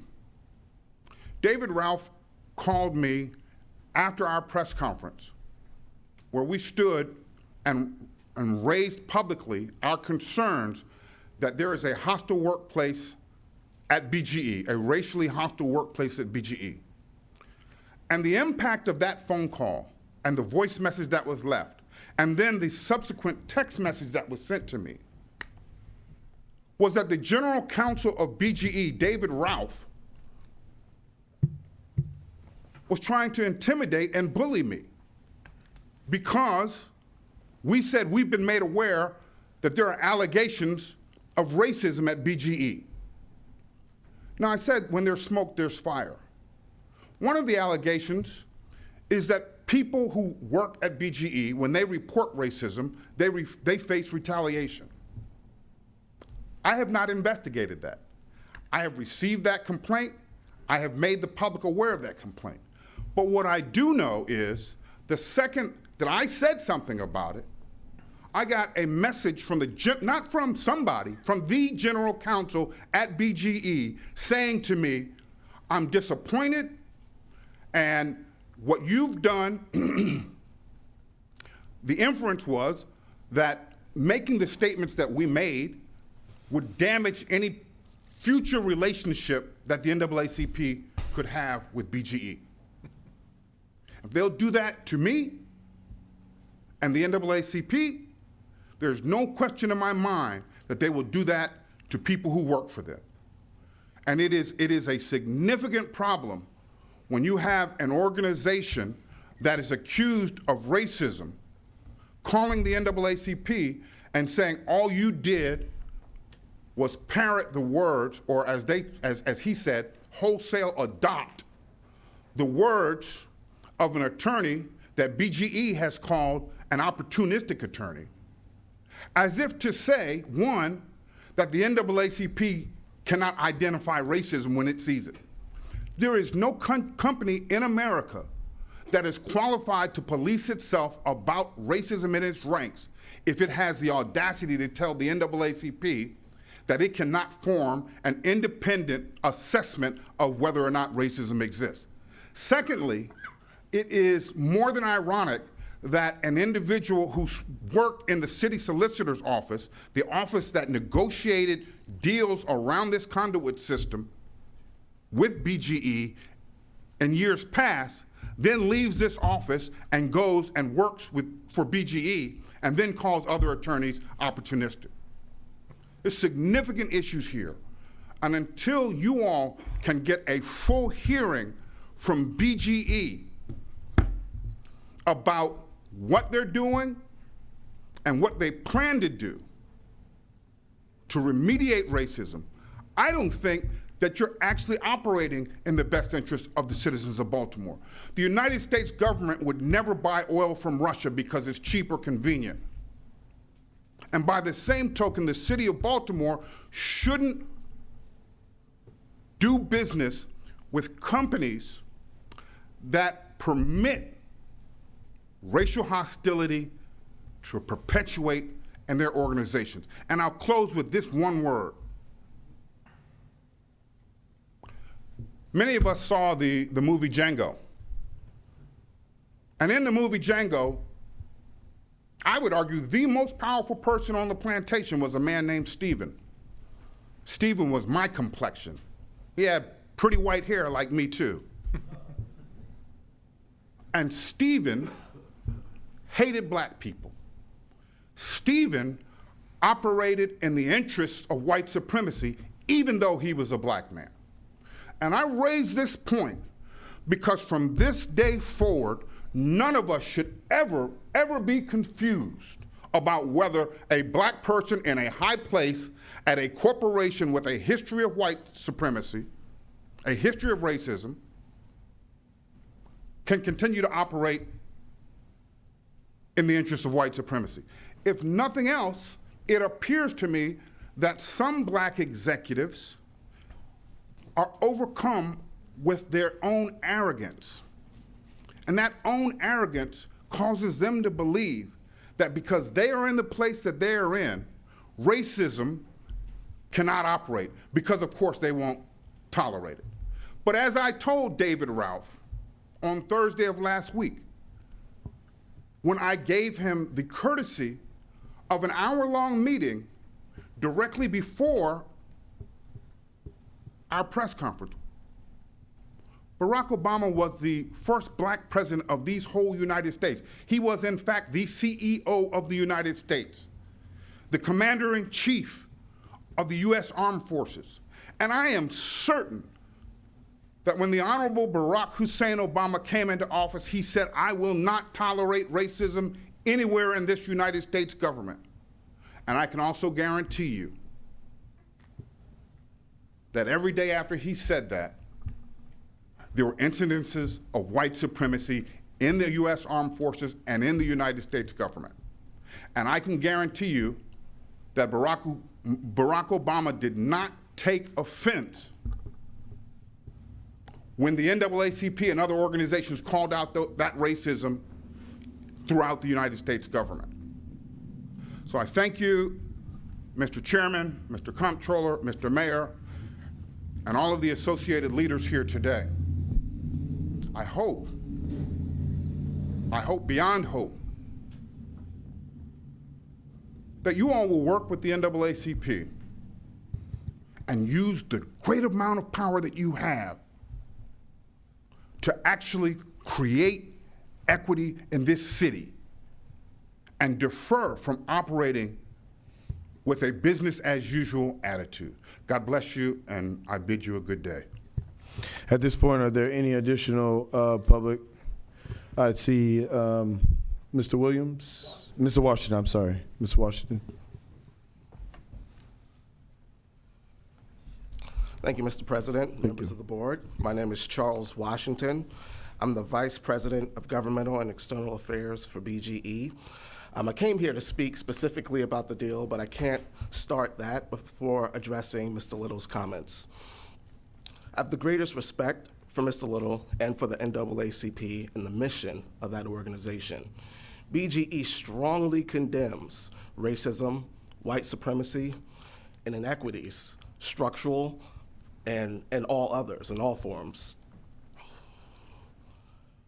Mr. Little said it, and I think it's true. He doesn't know BGE. The company that he is describing is not our organization. We are an organization that not only condemns structural inequities, we take aggressive steps to sort it out, to weed it out, and to prevent it. We're an organization that just yesterday stood with the 3 HBCUs in our service territory and made a meaningful long-term contribution to helping young people overcome those types of inequities that Mr. Little himself hopes to address. We're an organization where 3/4 of our executive leadership, including myself, are women, are people of color, and we drive that focus on diversity down into our field. Have we had challenges in the past? Of course, we all have. But are we taking steps to address it all? Every day. Our executive team, our directors, our managers, our field leaders, our employees do not tolerate racism, and we will not. That's not what I'm here to discuss today, though. I'm here to talk about the great opportunity that this Conduit deal presents to the people of Baltimore. The deal brings significant value in 3 really important ways. First, the deal increases the investment in the critical but aging infrastructure that ensures safe and reliable electric service to the people of this great city, and also allows for the delivery of transportation services and many other important services to the people of the city. Second, the structure of this deal makes it so that it puts downward pressure on the rates that our customers will pay, both in Baltimore City and beyond, so that our last filing is more than $50 million less than it otherwise would have been if this deal were not done. And third, and this is important because we talk about the ballot initiative pretty frequently when we talk about the Conduit deal. Under this deal, the city retains full ownership of the Conduit, full management of the Conduit, full control over the Conduit, who's in it, and what they pay to be there. And we would fully expect that under our agreement, the city would continue to make investments to this infrastructure over and above the investments that BGE would make. And I do want to continue to express our commitment that as BGE does our work under this agreement, that we will do that work under our full commitment, our unwavering commitment to supplier diversity. We set a voluntary goal of 25%, and we blow through that goal every year. In 2021, we did 44%. We haven't published our results for 2022 yet, but I will tell you, we did 42%. We described those investments in supplier diversity in great detail in a filing that we submit to our regulator. I'm happy to provide a copy of it to all of you. I want to say one more thing, and I think it is a great opportunity because we have a whole team led by a woman named Tanya Terrell that really focuses on workforce development, focuses on undoing structural inequities. And we do a lot that we don't talk about. So I would love the opportunity to come in and speak with all of you one-on-one or as a body one day about all of the work that BGE is doing, because that work won't stop. We are committed to this work and look forward to partnering with you and with Mr. Little on those items in the future. Thank you very much. Thank you, Mr. Washington. At this point, are there any additional members of the audience that would like to provide testimony on behalf of this issue?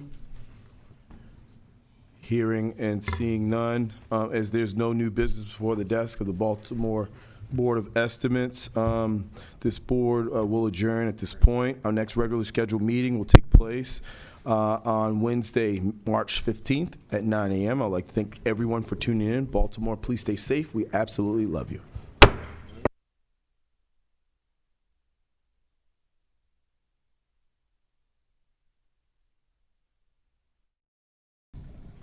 All right, Charm TV, we are ready. Okay, so Thank you. I know, I just wait for the picture to come up. Good afternoon, everyone. Welcome to the Board of Estimates bid opening for March 1st, 2023. We have a number of addenda to share this morning. First, I should probably introduce staff. Sometimes I forget, sorry. I am Celeste Amato, Clerk of the Board of Estimates. I'm joined by Jalen Sanders, who will be reading the bids this morning, Audrey Quarles, who will be confirming the bid numbers, and Sherelle Holly, who's organized this opening for us for today. Thanks, Sherelle. We have the following addenda to share. Public Works, WC 1327, chlorine handling safety improvements. This item will now be opened on March 15th, 2023. It was originally scheduled for today. It will now be opened on 3/15/2023. Also from Public Works, WC 1287, water main replacement and rehabilitation in Westgate, Hunting Ridge, and Uplands neighborhoods. The due date was originally scheduled for today. This bid will now be opened on March 15th, 2023. And finally, also for Public Works, WC 1387, water infrastructure replacement at various locations.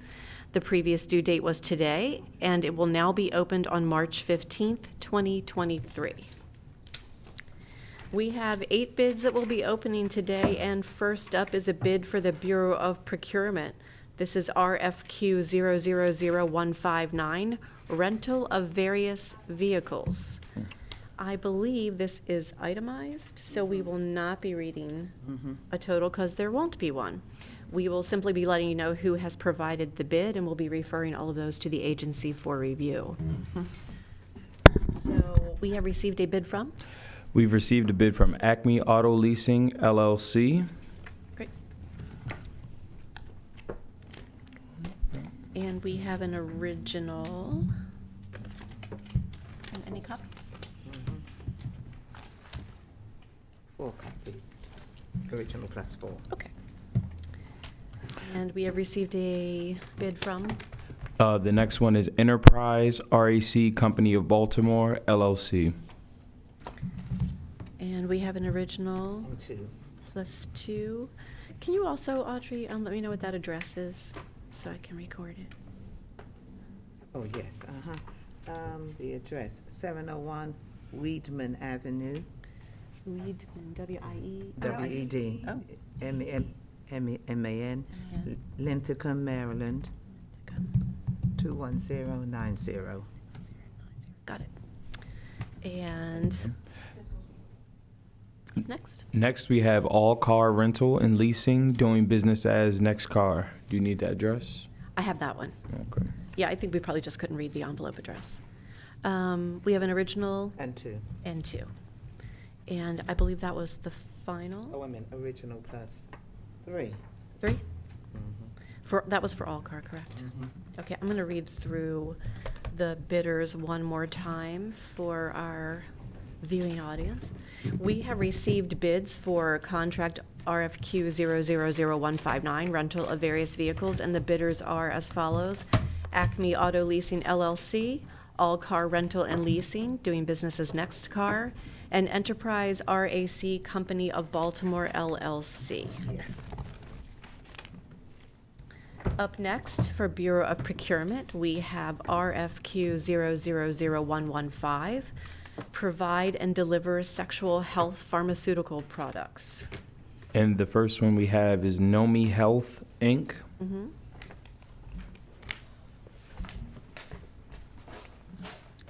Again, this is also an itemized bid, so we won't be sharing numbers. We'll just be letting you know who has given us itemized costs. So that was Nomi Health, Inc. And we have an original. Plus 3. Plus 3.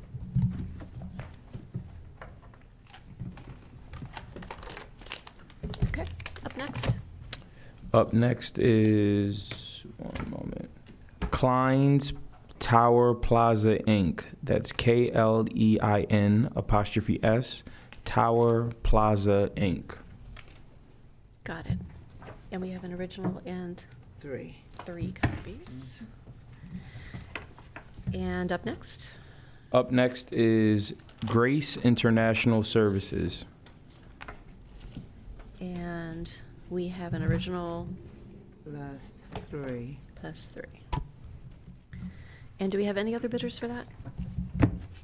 contract? No, it should be just So three we bidders. have 3 bidders who provide itemized pricing for RFQ 000115, provide and deliver sexual health pharmaceutical products. Those bidders were Grace International Services, Klein's Tower Plaza, Inc., and Nomi Health Incorporated. Up next, we have another bid for the Bureau of Procurement. This is RFQ 000165, Energy Efficient Lighting and Controls Services. And I believe this is also an itemized, correct? Yes, correct. And the first one we have is from Colossal Contractors, Inc. Okay. That is for 00165, right? Because I don't have it on my list. This is it. There is a total on this. It's right here. Okay, we need to, B12. for Colossal. Correction, this is not an itemized list. There is a total for this. It is $1,390,000.00, and that is for Colossal Contractors, Inc. And this, Colossal Contractors, Inc. I don't have an address for them, please. The address for them is 4601 Sandy Spring Road, Burtonsville, MD, 20866. Can you say the city? Burtonsville, BURTONSVILLE. State and zip code? Maryland, 20866. Sorry, I didn't keep up that time. 20866. Yes. Sometimes I do, but I can't always. Okay, so that was Colossal Contractors, Inc. With the original plus 3. 1,390,000.00. And we have an original plus 3. Up next. Up next is Zero Draft Maryland, LLC. And the bid amount? One moment, just trying to check to make sure that it's on. What bid is that for? You didn't read it, okay. Okay, so there were 2 bidders on this, is that what you're saying? You didn't read the thing. What bid are we on now? Because we haven't read the bid number. 165. Okay, do I have, okay. For efficient, energy efficient? Yes, lighting Okay, and control 'cause services. No one read it, you didn't read it out. No, I did. Energy efficient? Yeah. Okay. Before I confirm, I believe this may be itemized. Let me see. This is itemized. So that one's itemized, no total. Yes. Audrey, can you please check also? Yeah, and I'm looking to make Let's sure. just there's give our no- double check a moment to see Yeah. what she sees in the copy. Yeah. So we don't see a total. Right. Okay, Thanks. this one appears to only have an itemized with it, so we're going to refer this one to the agency for review.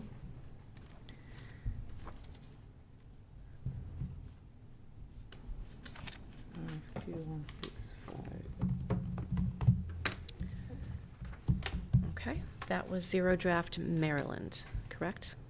Yes. And It's an original plus 3. thank you. And up next, This one. Oh, okay.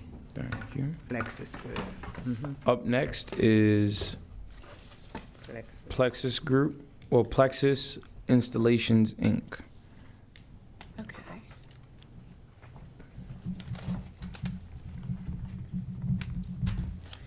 And do we see a total? No, it is itemized. Okay. So again, this was Plexus Group,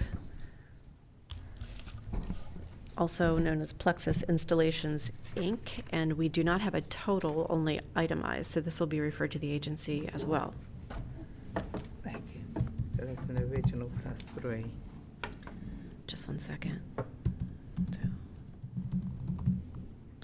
And you said original plus 3? Yeah. Okay.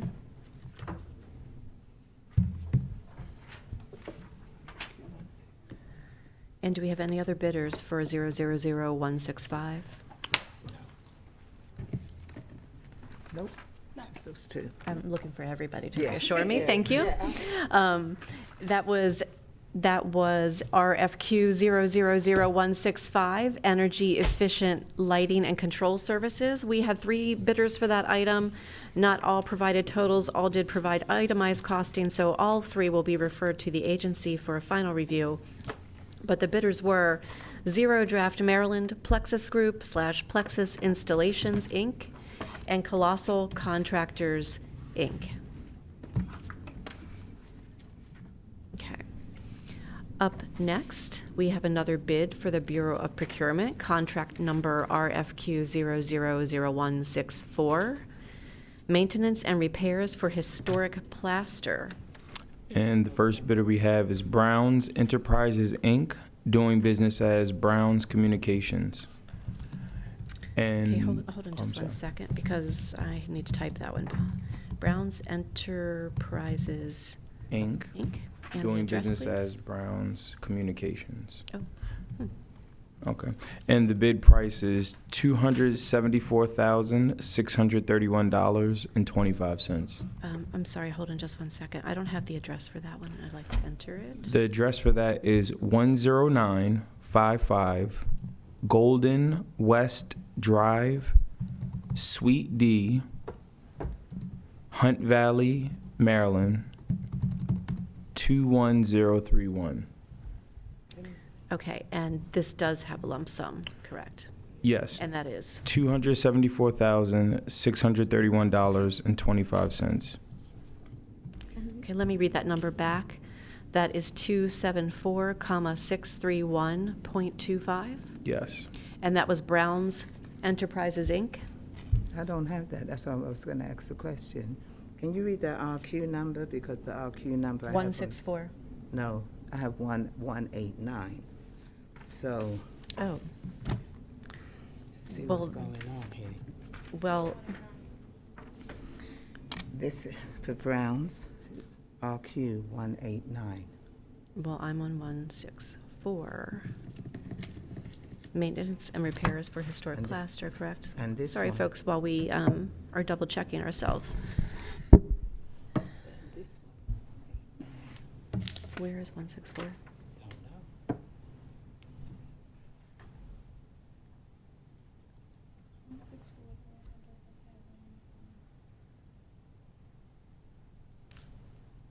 Do you have one for 164? Sure. Take your time. Because it's right here, and that's the one you just read, plaster Yep. and maintenance. Which might have So- to get read again for the correct RFQ number. Okay, let's take your time. Yeah, just take your time. Best to get it right. This is this. Yeah, that is showing up on the 189 list, so. Mm. What? What? Something's wrong there. I have an RFQ for 165. I have RFQ 1. Okay, so where's 164? 164 was already read in colossal contract. I wasn't on 164. No, what she has, what she's reading is something different. That we don't Yeah, have. so I'm on 165, and I read a bid for Colossal Contractors for 165. Colossal 64. Okay. Okay, we're gonna need to correct that.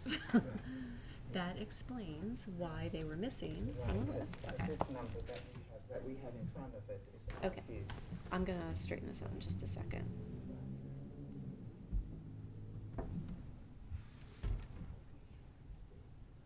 Okay. That should have been the next Okay.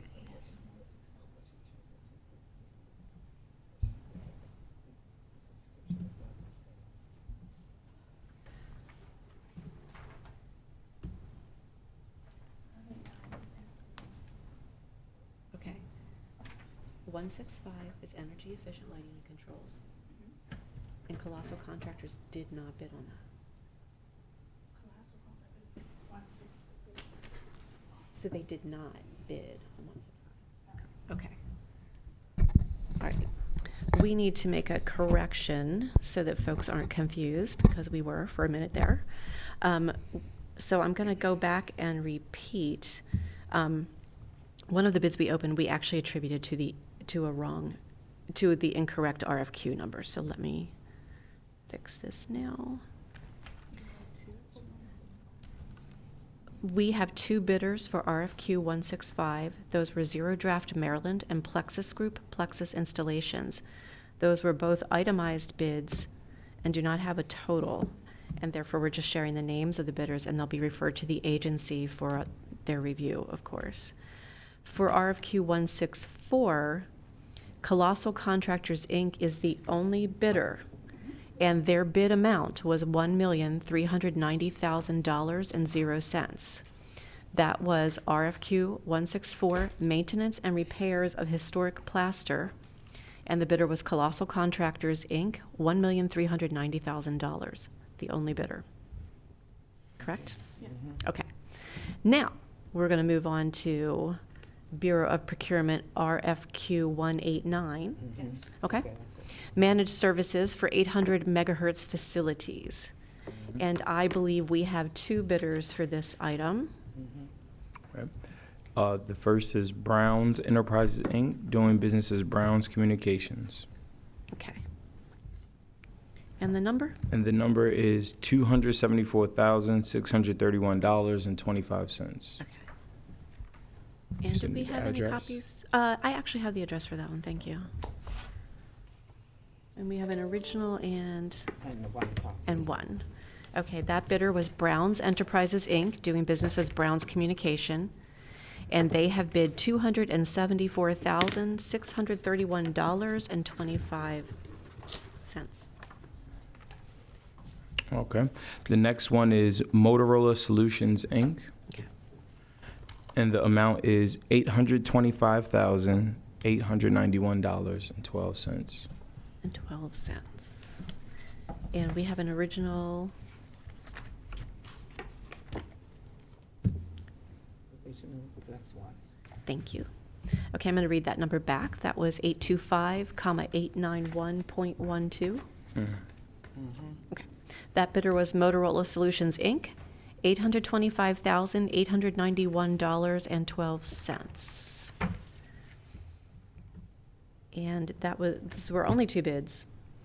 For RFQ 000189, managed services for 800 megahertz facilities. Those bidders again were Browns Enterprises and Motorola Solutions, Inc.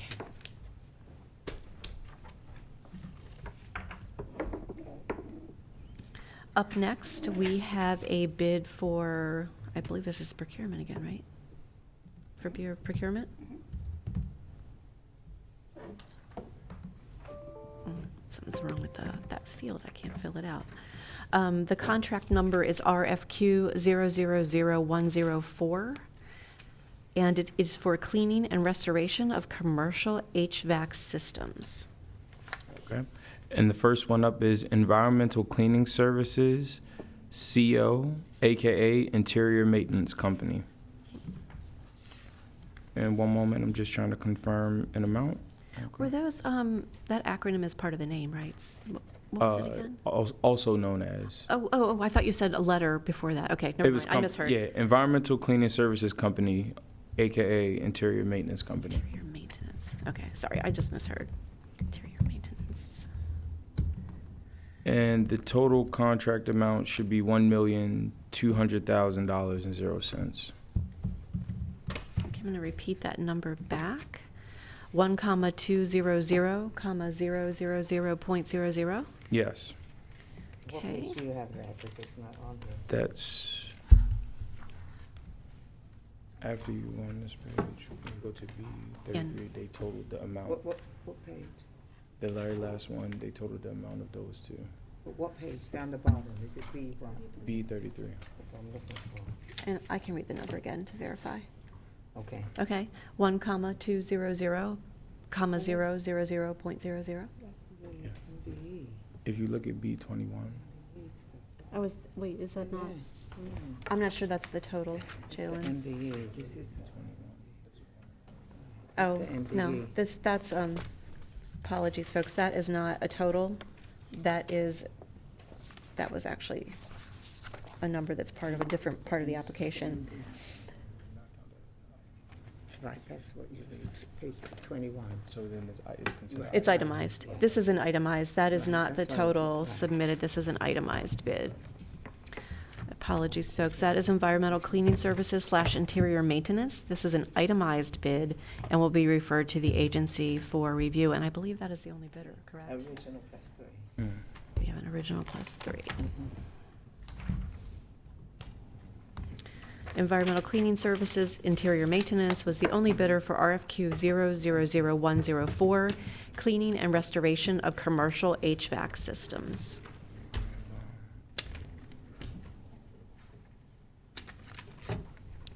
Up next is Public Works WC 1367, Old Goucher Water Main Replacements. And we do not show any bids received for this item.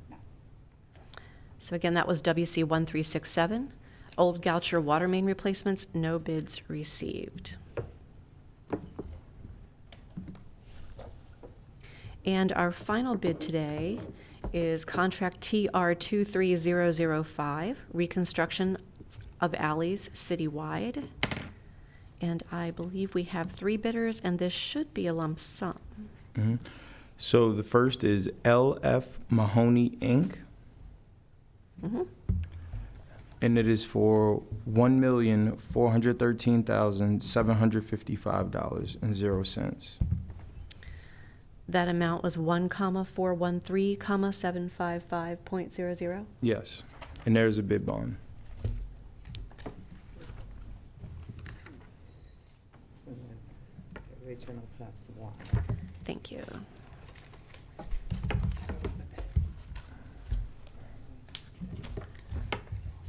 Up next.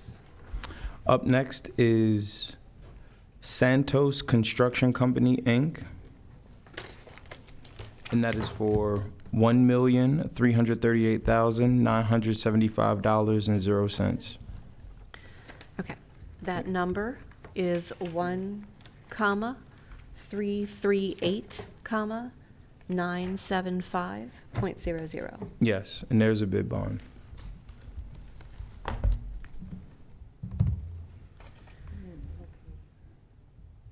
Hold on 1 second, give me 1 second. Mhm.